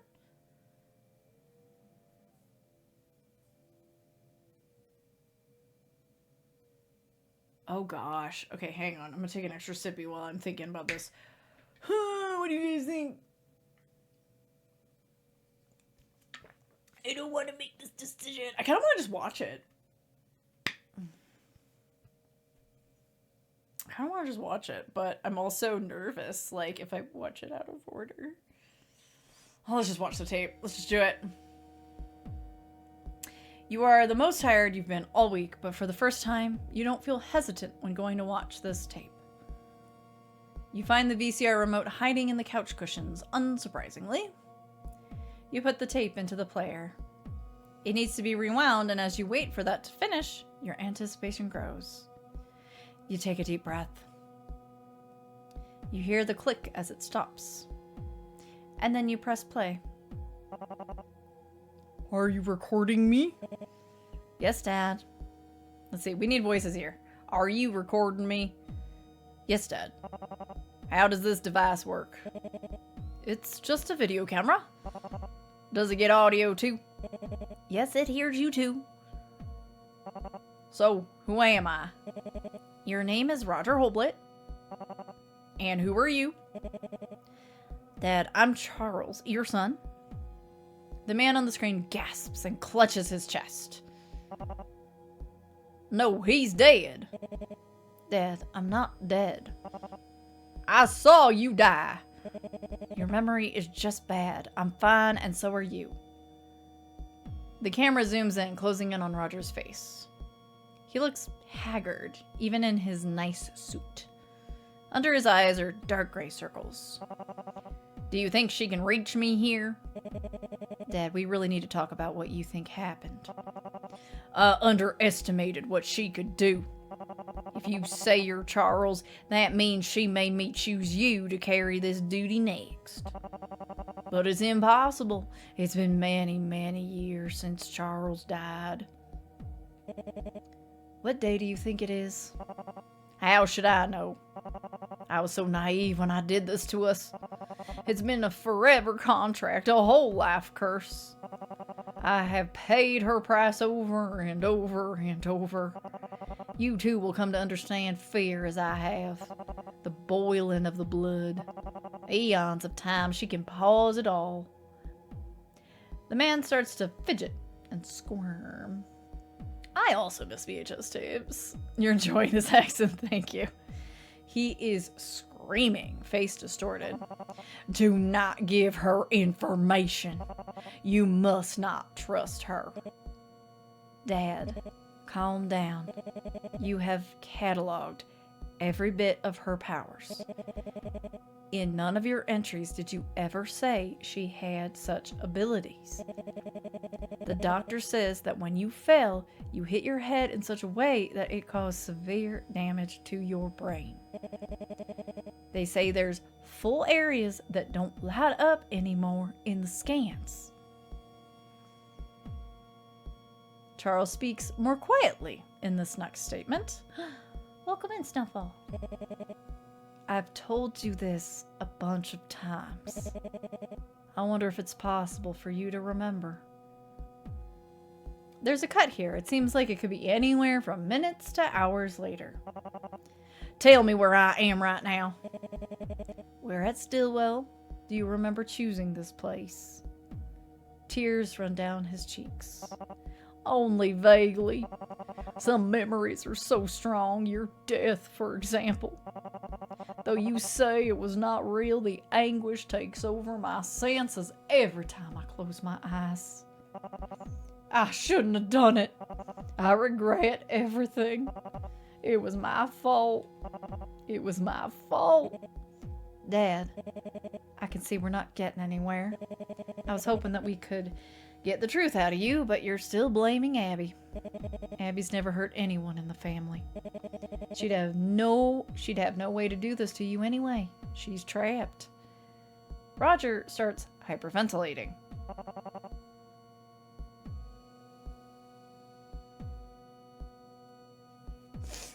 She can come to you as anyone. If you see my son Charles, please tell him I didn't mean to do it. I'm sorry. Oh, I'm sorry. I have to leave. Seeing you like this is too much. Mom keeps asking to come live here with you, but I don't trust you won't upset her. I'm going to stop the recording now. This seems to have been a bad idea. The tape ends. Aw, thank you, Snowfall. All thanks to Mellifera. Umedamado. You sit here in the dark, staring at the black TV for so long that you start to see the sun coming up. You force yourself to walk to the bathroom to at least brush your teeth before you fall asleep. You brush your teeth with your eyes closed, a sick feeling in the pit of your stomach. You crawl onto the couch in your clothes. Grandma's blanket feels soft and warm over your shoulders in the cold house. You fall asleep without even turning on the TV. Sunday, November 15th, 2026, 11:03 a.m. You wake up to the sun filtering through the blinds. You feel lighter than you have all week. Your mind is clear. You need to go downstairs to open that door. You go to your coat and rifle through the pockets until you find your dad's keys. You stare at them, run your fingers across the Cardinals logo, the bottle opener, the key for the basement door. After watching the tape, you're terrified. What is it down there? Did it do something to Roger? If so, why? Will it turn on you next? Even though your family has suffered both mentally, physically, do you need to? You want to know, though. Your curiosity has gotten you this far. There's no point in leaving now. Hehe. Safe. Let us stay and learn more. You can't leave just yet. You attempt to eat the last of your leftovers, but you can only stomach a few bites. To maintain a semblance of routine, you decide to read the news on your phone, as if nothing weird was going on. When you checked your phone, you notice a missed call and voicemail from your sister. Let's listen. Her voice sounds thin and weird over the recording. Hey, Tay, I talked to my mom. That blueprint isn't from any wing they were building. She looked at some old documents. It's gotta be way older. She has no info about it. She also said you can sell that table or whatever. And she doesn't think Dad killed anyone. Call me back when you can. Down in the basement, it still feels warm. But you can't feel any presence there. At this point, you've grown to be able to tell when she's there. So you sit on the ground in front of the locked door. You pull out the keys and stare at the door. There's nothing there. Are you sure you're ready if she comes back? Your hands shake even though you're not cold. You are scared. Even after all the reassurances, you're terrified. I love that snowfall. It seems like hours before you feel something wafting up from beneath you. Not a physical something, but mental waves crashing over you. It is crawling. It feels like it's been crawling all this way from somewhere, exhausted. She's here. I am sorry. I cannot show myself right now. It's okay. It was a false image anyway, right? That is correct. I'm glad you are here. I am so tired after all this effort I have made to bring you here. I've been so hungry. Why is she hungry? This is not a good idea, that what we're doing right now, to be clear. Yeah, we literally ask, why are you hungry? Please do not be apprehensive. I can feel your reluctance. It was just a slip of the tongue saying hungry.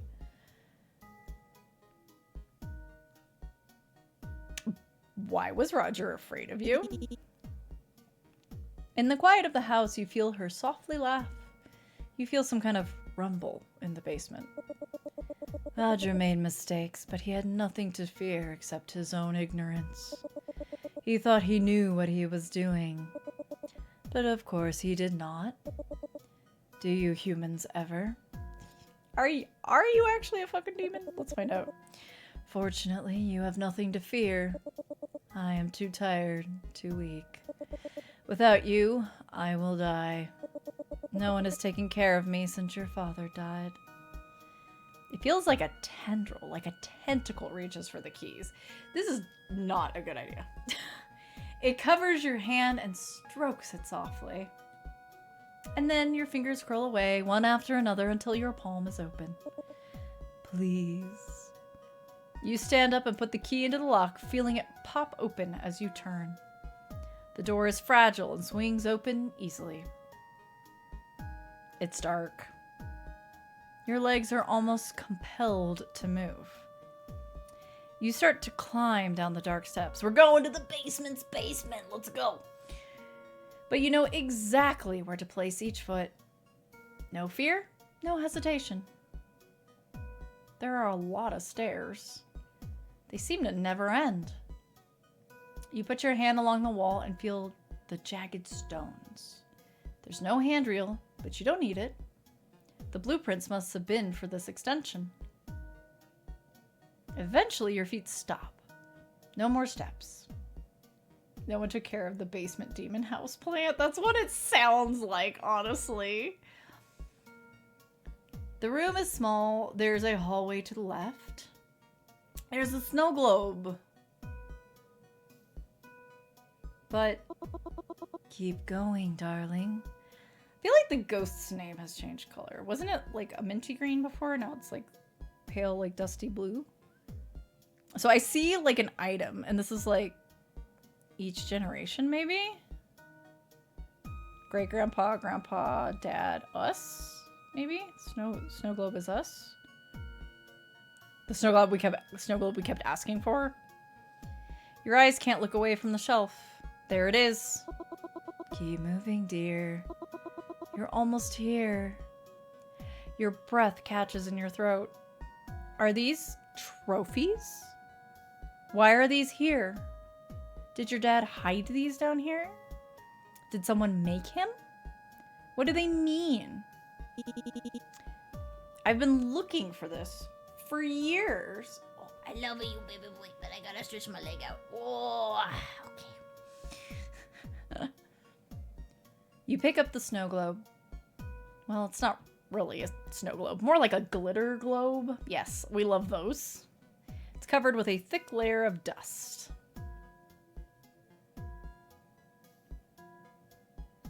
We had a dolphin lampshade just like that. Only cuties can see this message, so if you could see it, means you're a cutie. Oh my gosh, I shared it with everybody. You wipe it down on your shirt and stare at it. When you moved to San Diego, you spent a lot of time doing all of the dolphin tours.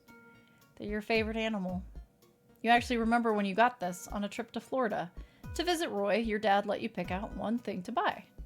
You walked around the store full of weird tourist items and landed on this.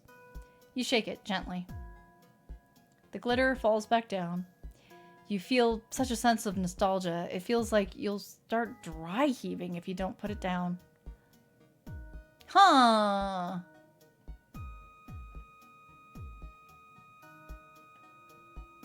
Hold it.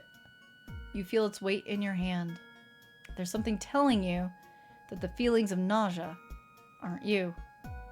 Something is forcing you to feel it so you don't keep this with you. So in defiance, you take it. Ooh, I got an achievement for fighting the snow globe. Taylor? Yeah? Please, keep going. You are almost here. What could she be? After watching the tape and how Roger felt, you're scared to know. You turn to the hallway and start walking. The air grows humid and warmer. You start sweating, and before you know it, your shirt is wet along the collar. It's not long before you enter a huge room. It smells like the fish market down the street from your apartment. 3 walls are stone, and one looks completely black from where you are. There are no more doors, nowhere else to walk to. The room is empty of most things, but you can hear a low humming like a vacuum in another room. You find a large trash bag against the wall. When you take a look inside, you find empty cans of Spam.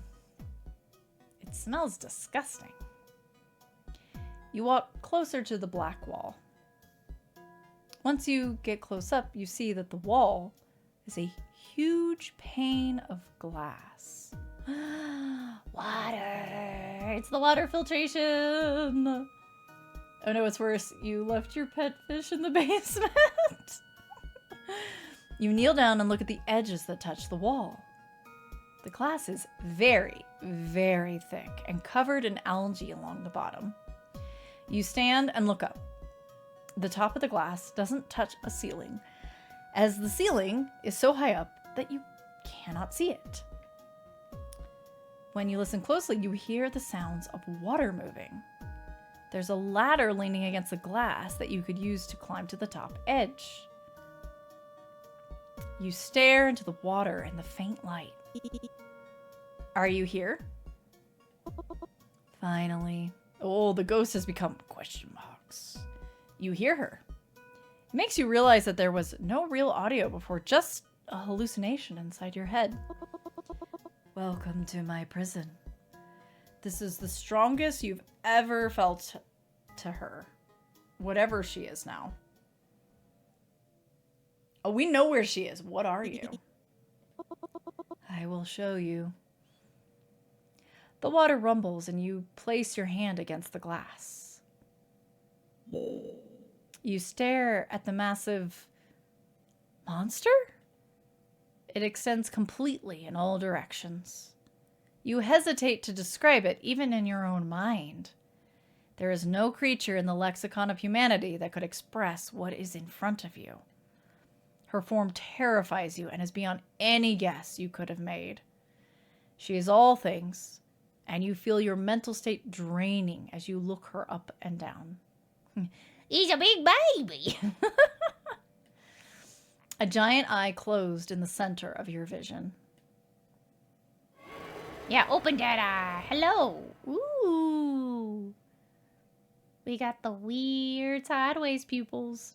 As you yank your hand away, it swims furiously out of your sight, but it doesn't have much space to maneuver in. It whips around in circles, and you dry heave uncontrollably. Ooh! One of many limbs pans by you. It hits the glass, and you fall to your knees. I am sorry if this is horrific, but this is what I am. Caged. Bound. The ground shakes. You hear the water slosh. I am a higher life form. For an immortal, this is torture. Serving a life sentence and having committed no crimes. And now, it falls to you. It is your obligation to take care of me. No one else can do it. You pull yourself to your feet again. You feel the heft of the snow globe in your hand. This is not my fault.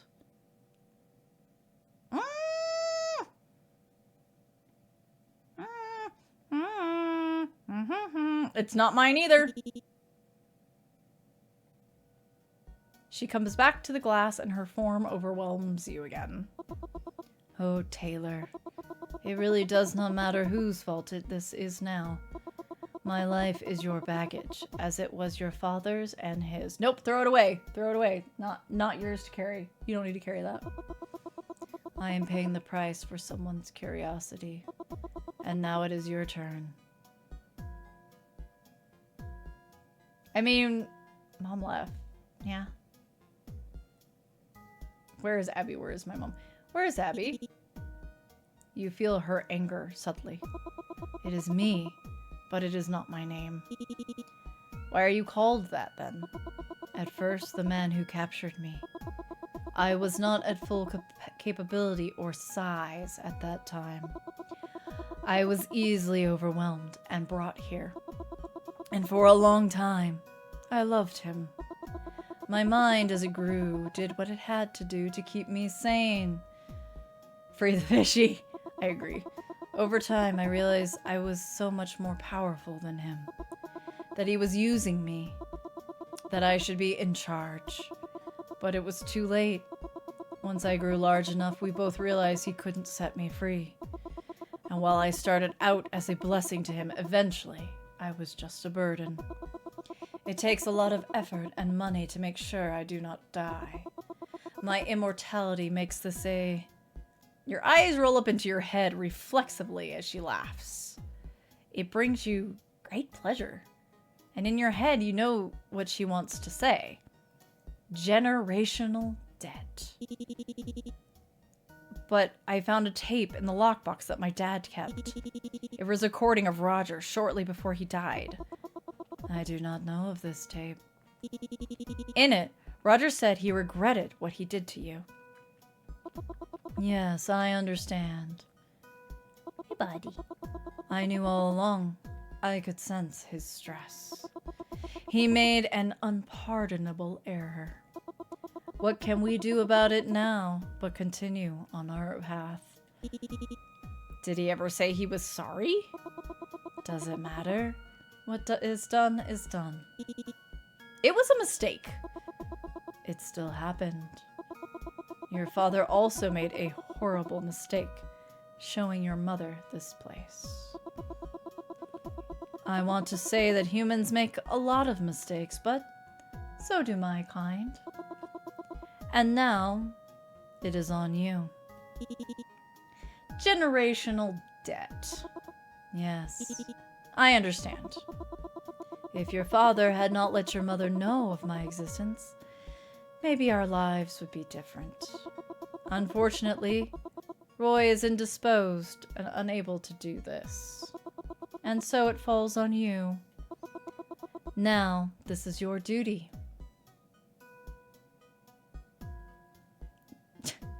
Can't you take care of yourself?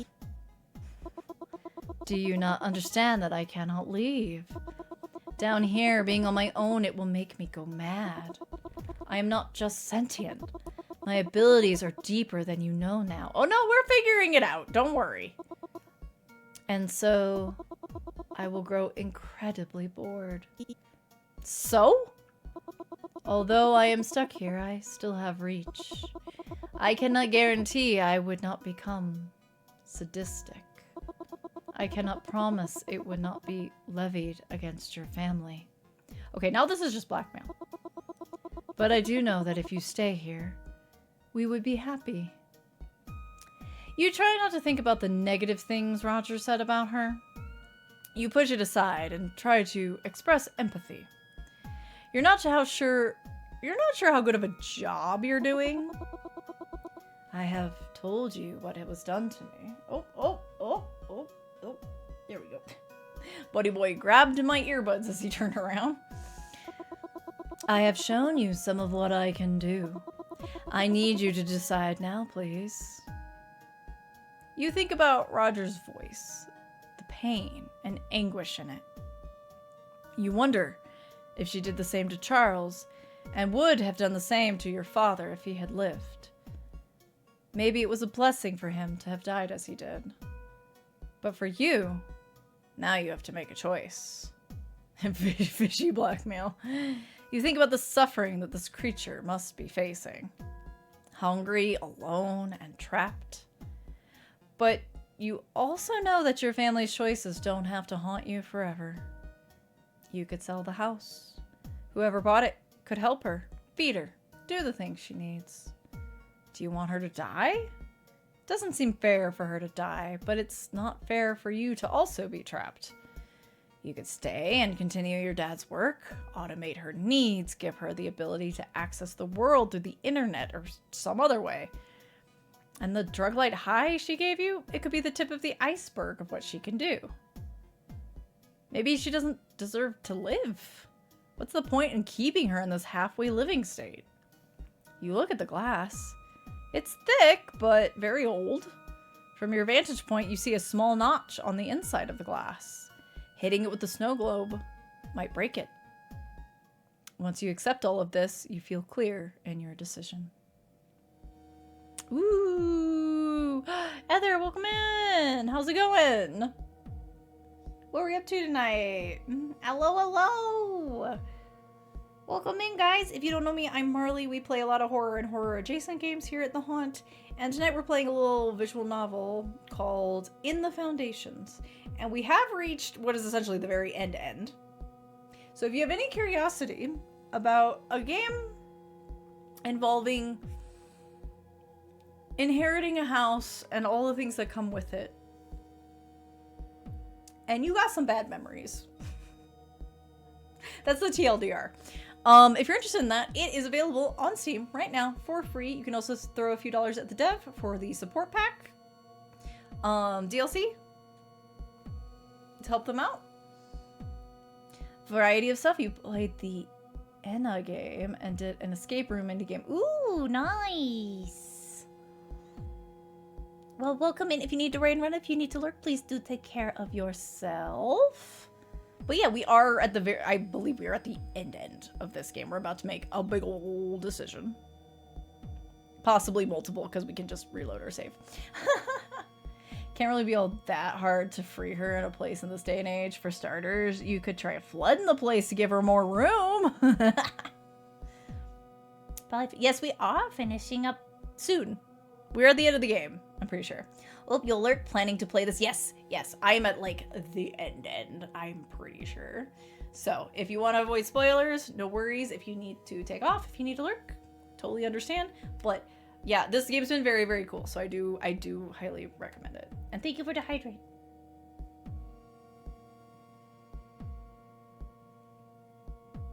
Okay.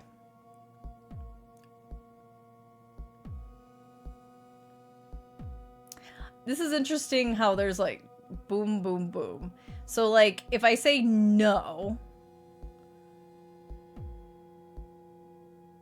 Oh gosh. Gonna grab some snacks. Good luck with their saying thank you.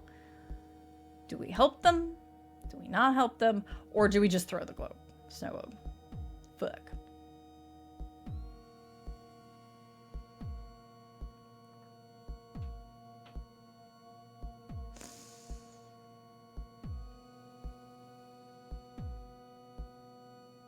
I feel like if these are different, if these are separate, then maybe we just walk away if we say no, which is not what I want to do. I do, in fact, want to break the glass and be like, fuck this. I mean, but this is my sentiment while throwing the snow globe. I'm not on the hook for my family's mistakes.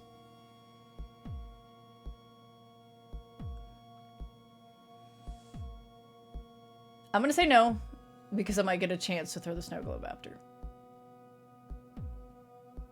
You know, there may not be anyone else to take care of her. Roy could take the house. Maybe Dawn would do it. You don't know what Dawn and Roy even know about the family obligation. Anyone could buy the house and take this over. It doesn't have to be your responsibility. But what kind of suffering would you cause to another person? Maybe she will be kind. You hope that she can love. She said as much. You need to choose. Deny the burden. Okay, so that's what that is.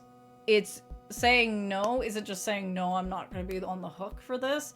You're saying no is I'm actually passing the buck. In a way.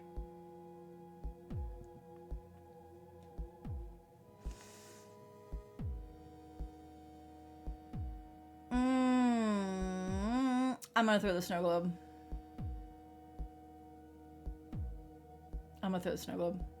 If you throw this, it will shatter the glass. You know in your heart that this will kill her.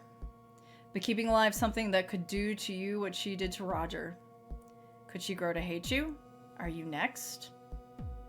And even if she doesn't hurt you, does she deserve this life sentence? That's my sentiment right there. Who or whatever she actually is, she does not deserve this.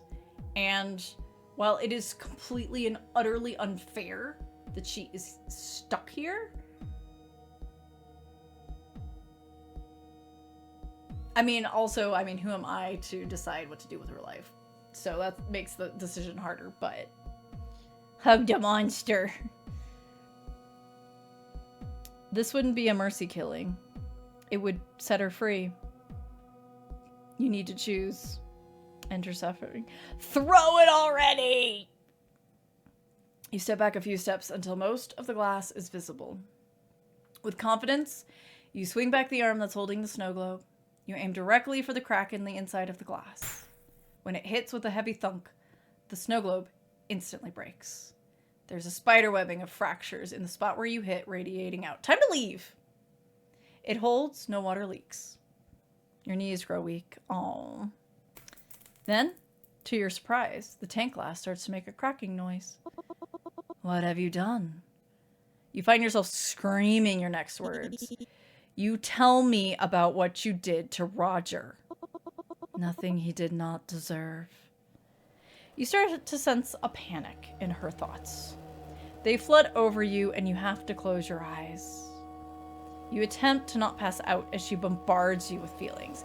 Fear, hate, compassion. The sound of water trickling starts.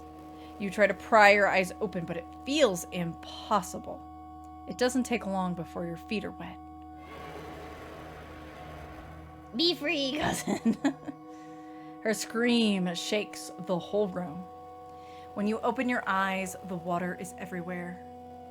Can you move your feet? It feels impossible. She's holding you in place with what feels like the last of her strength. This power, even in her weakened state. You realize that while she couldn't drown you with her hands, she could make you walk directly into the deep. You fall to your knees. Your hands touch the water and you fall forward till you're flat on your stomach. Though it's only a few inches of water at this point, you worry you won't be able to get air if you don't get up quickly. She's roaring in your head, scrambling your thoughts. You want to know what I did to Roger? There is not much time left for either of us, child. But I will let you experience it. As you wish.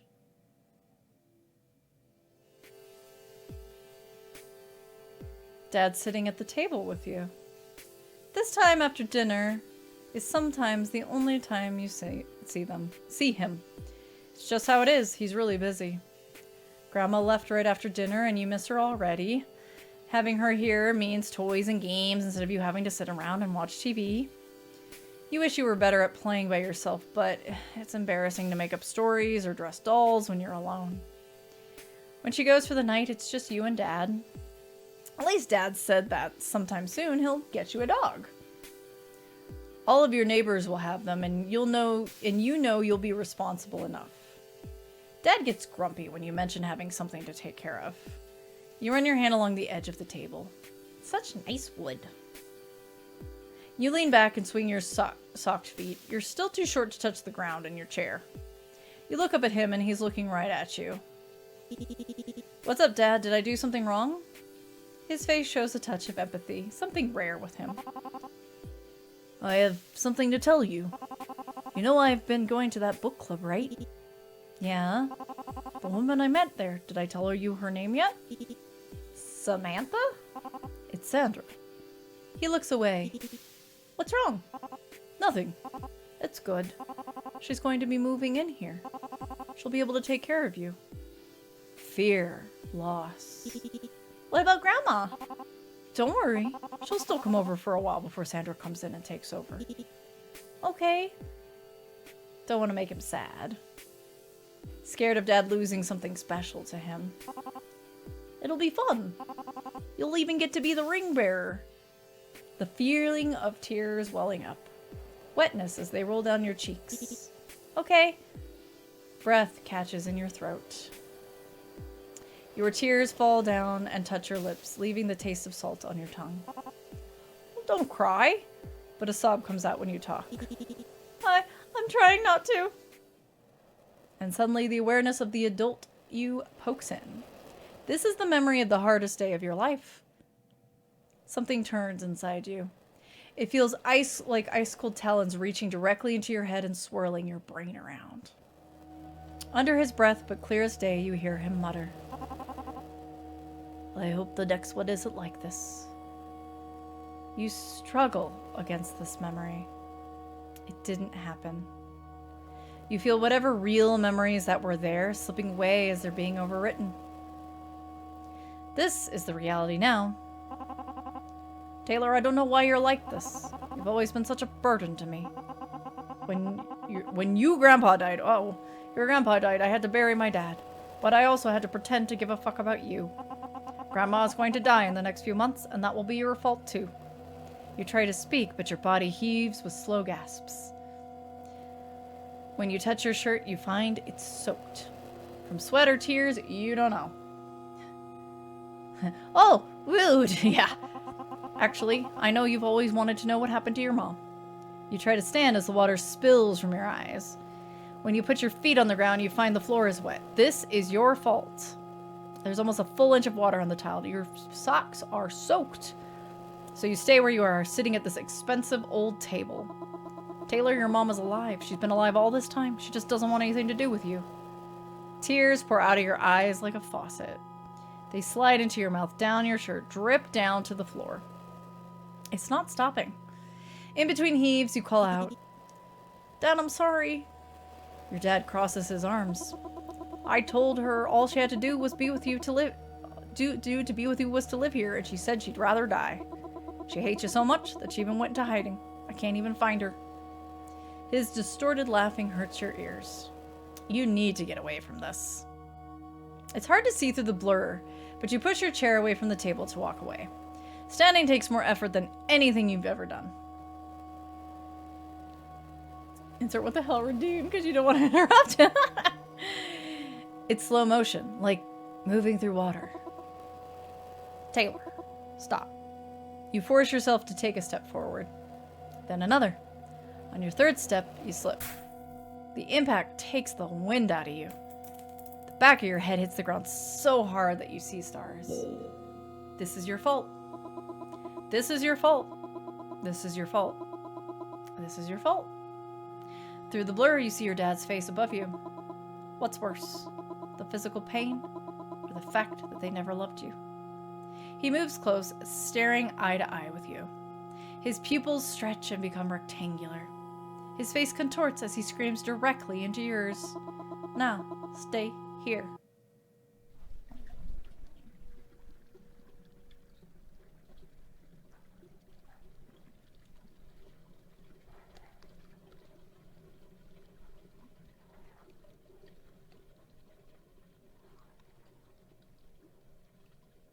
Are we drowning? Casually. What the hell?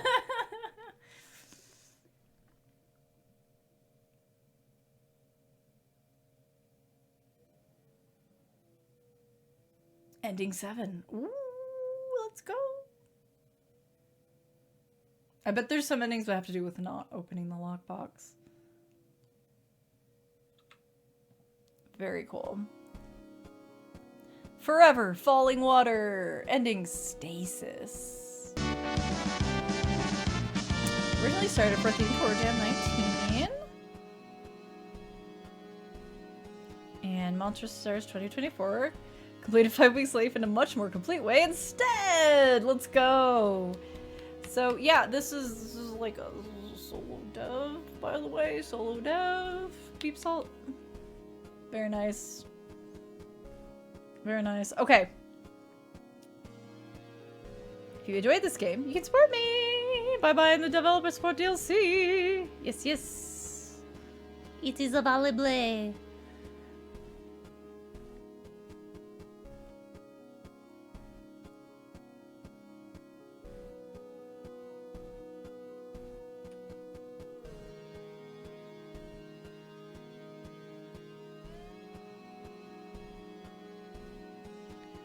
Oh yeah, tunes. Do I need to click? Click once more to return to the main menu. Yes. Okay. So first off,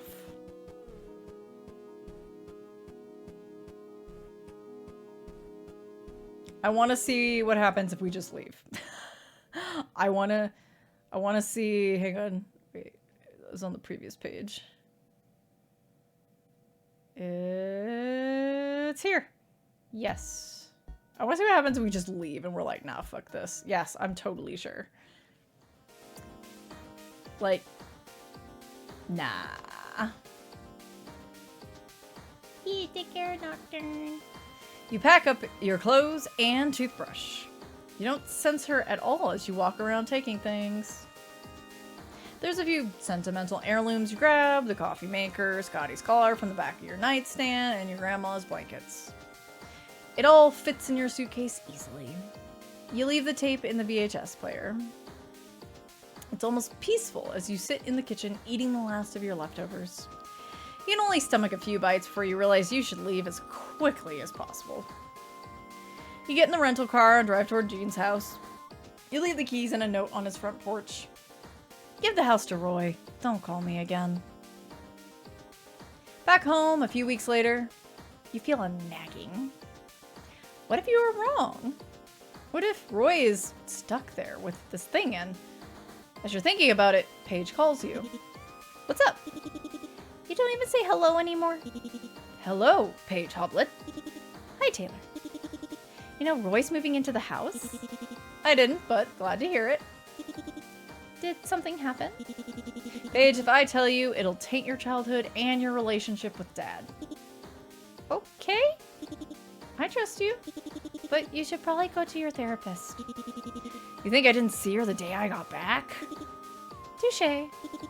Talk to you soon. How can you fix this? How would this be your responsibility? If he's made his choice to worship her or whatever Dad was doing, then that's on him. You're free. You never found your snow globe, but turns out it didn't matter anyway. Ending 4. Neat. Ending, leave. This doesn't even pull at your heartstrings.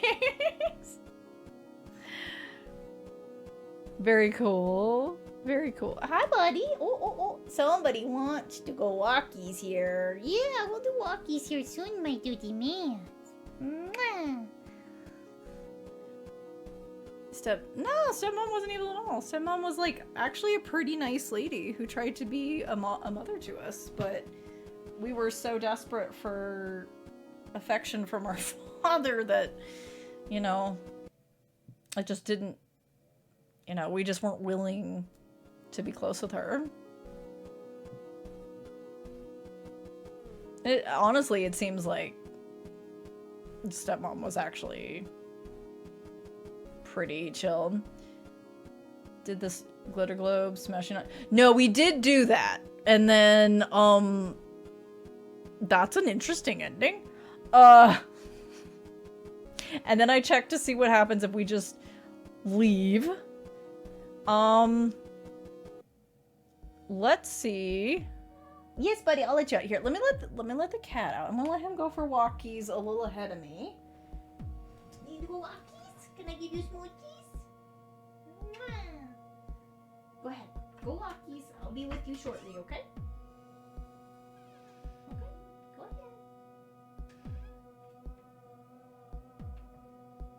We'll see if he actually goes. He tends to wait for me if I don't go right with him, so he might end up yelling. We'll see how this goes. Alright. Oh, okay, you got mixed up. Yeah, sorry about that. If you miss anything, obviously VOD will be up, but I will also, in another week or two, it'll also go up on YouTube. So, anything that you miss will be. A volleyball. Yes, we did throw it, and it essentially, she showed us the bad feelings that she can make you. She can make you relive the worst day of your life, essentially, and overwrite any truth about it to make it the worst version possible. Gonna head to bed. Have a good night, Sigs.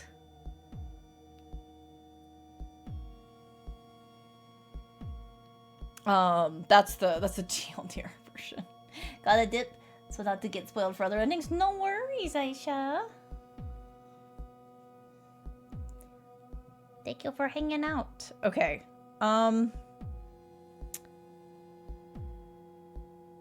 So if let's agree to help. Let's do something totally different. Let's agree to help. You know you'll be trapped. You know this will be your burden now for the rest of your life. Or until you have a son to take over. You can still leave and deny this onus. You know what happened to Roger. You could come to regret this. You could suffer. But can you leave her like this? You need to choose. Let's take the burden. Which is not something I would ever do, but... Yes, I will help you. Oh, yes. What do you need first? Food. Food, please. I am so very, very hungry. Thank you for being so kind to me. You settle in easily with her. She was right. It's clear she cares about you, and you treat her better than your father ever did. You find Dad's suppliers and negotiate a better discount than he could. He was always bad with people. You get her fresh food, a variety of food. Unsurprisingly, she does care about how things taste, and she also hates spam. She's back to full strength in no time. Happy music. After a few weeks, you find yourself spending more time with her down in the room with her tank. One of these afternoons, she helps you imagine you're lying on a soft towel on Paraga Beach in Greece with the sun beating down on you. Is she a goat? No, she's in that tank. She's in water, but she got the goat eyes. You almost feel like you'll get a sunburn. The sound of the waves, the seagulls overhead, the smell of seaweed. In the quiet, you can feel her probing into your mind. What are you reaching for in there? Some old memories. And what did you find? Something newer. You have been yearning to ask me something. I don't know if I'd call it yearning. Ask. What should I call you? You could continue to call me Abby, as your family has. But you don't like that name. This is true. Well, what would your people call you? Firstly, they are not people. Secondly, they would not call me she as you do in your head. It's more comforting to me to think of you that way, you know, she like a ship. Instead of as the monster I am. I don't think you're a monster. And I know I can't talk about you with anyone, but it would be nice to give you a name.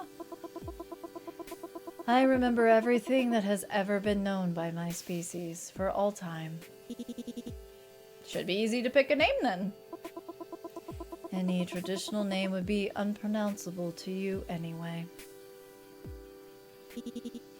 Let's go simple then.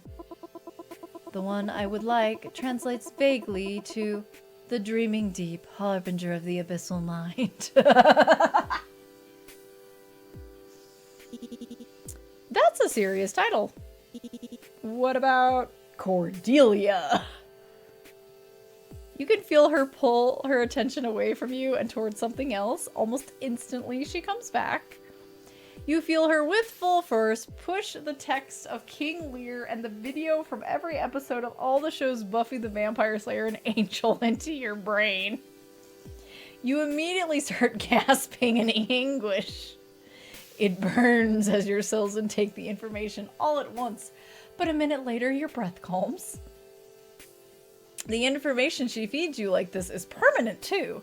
You sometimes still forget what you had for breakfast, but you'll have forever the memory of every outfit Oz wore. I cannot find a reason not to from either of these. That still is really intense. Can you warn me next time? Oh, we got an achievement. Given name. Cordelia. Yes, please forgive me. I see you're putting that Wi-Fi connection to good use. It is funny. I can reach out to all of the others of my kind. I can sense their minds. I can request their help. But I cannot reach humans outside of this place. My range just is not enough. We're not as sophisticated, unfortunately.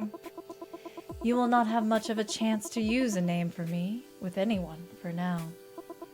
But you will need to one day. There is a lot I can do, but I cannot help you live forever.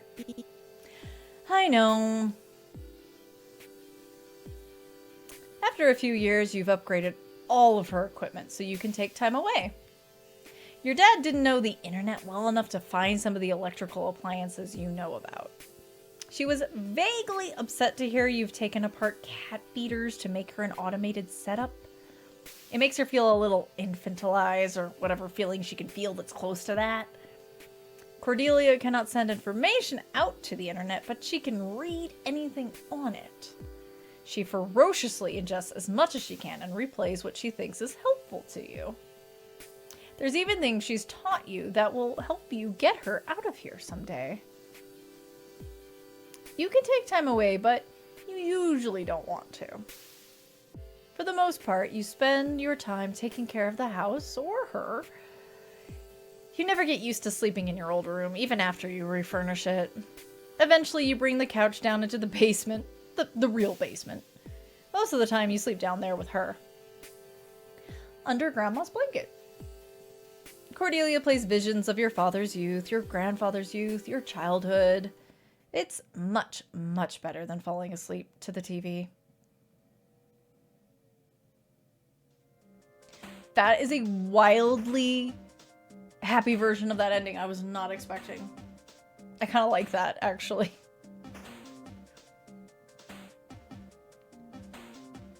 Whoop. Ending. Tradition. You deserved better, and so did she. So it's kind of, it feels less like, oh man, we're stuck with this burden, and more like, you know what? We're both paying for the sins of the past, and we can get through this together. And it's implied that we might find a way to get her out of here, which would be ideal. You know, if we can let her go, that would be ideal.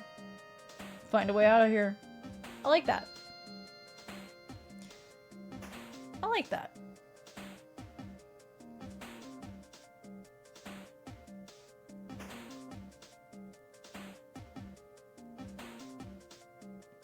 Very cool.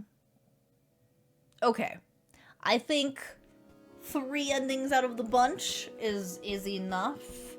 We can we did a little bit of one of the others, but we kind of backed down on that because I was like, yeah, this is just passing the burden to another person who may or may not, you know, do what we apparently would end up doing with it. Wildly enough, this is kind of interesting. Imagining her as the creature Capricorn. Yeah, it's kind of, it's implied she's very, like, like your brain kind of can't comprehend exactly what she is. Because yeah, like you've never seen anything like that. But you know, obviously it's not quite eldritch in the way that it doesn't like make you go mad or something by seeing it. Like you can't comprehend what she is, but you learn to adjust to seeing that, oh yeah, no, she's for real. This is real. It's very neat.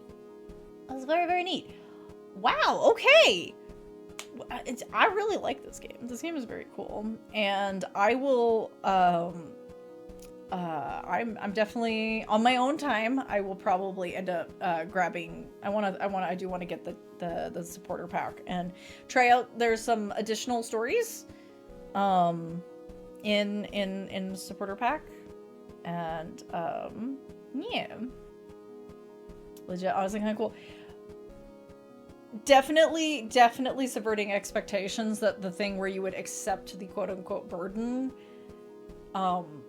actually feels like not as like it's not necessarily a good ending per se, but it's definitely not what you expect. Like the vibe of it is not the drag essentially you expect it to be, because I'm very like no, you do not accept generational debt, like fuck that.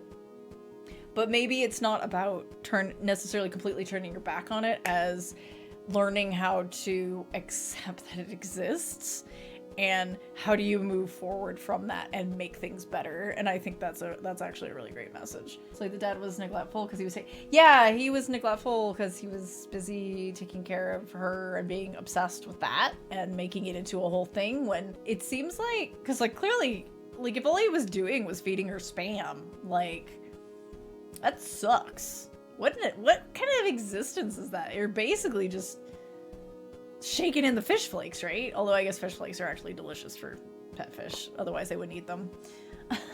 This is a very cool game. It is free. Everybody should talk about it. Everybody should pass it around. If it sounds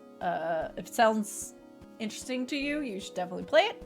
There are a whole bunch of endings. I'm sure some of the endings have to do with not getting that lockbox open. There's like gonna be a difference in how you interact with stuff or choose to do things. Thank you again to Danny for giving us the hint for me to suss out how to get it open, because I had touched the thing that I was supposed to. I just hadn't investigated it enough times.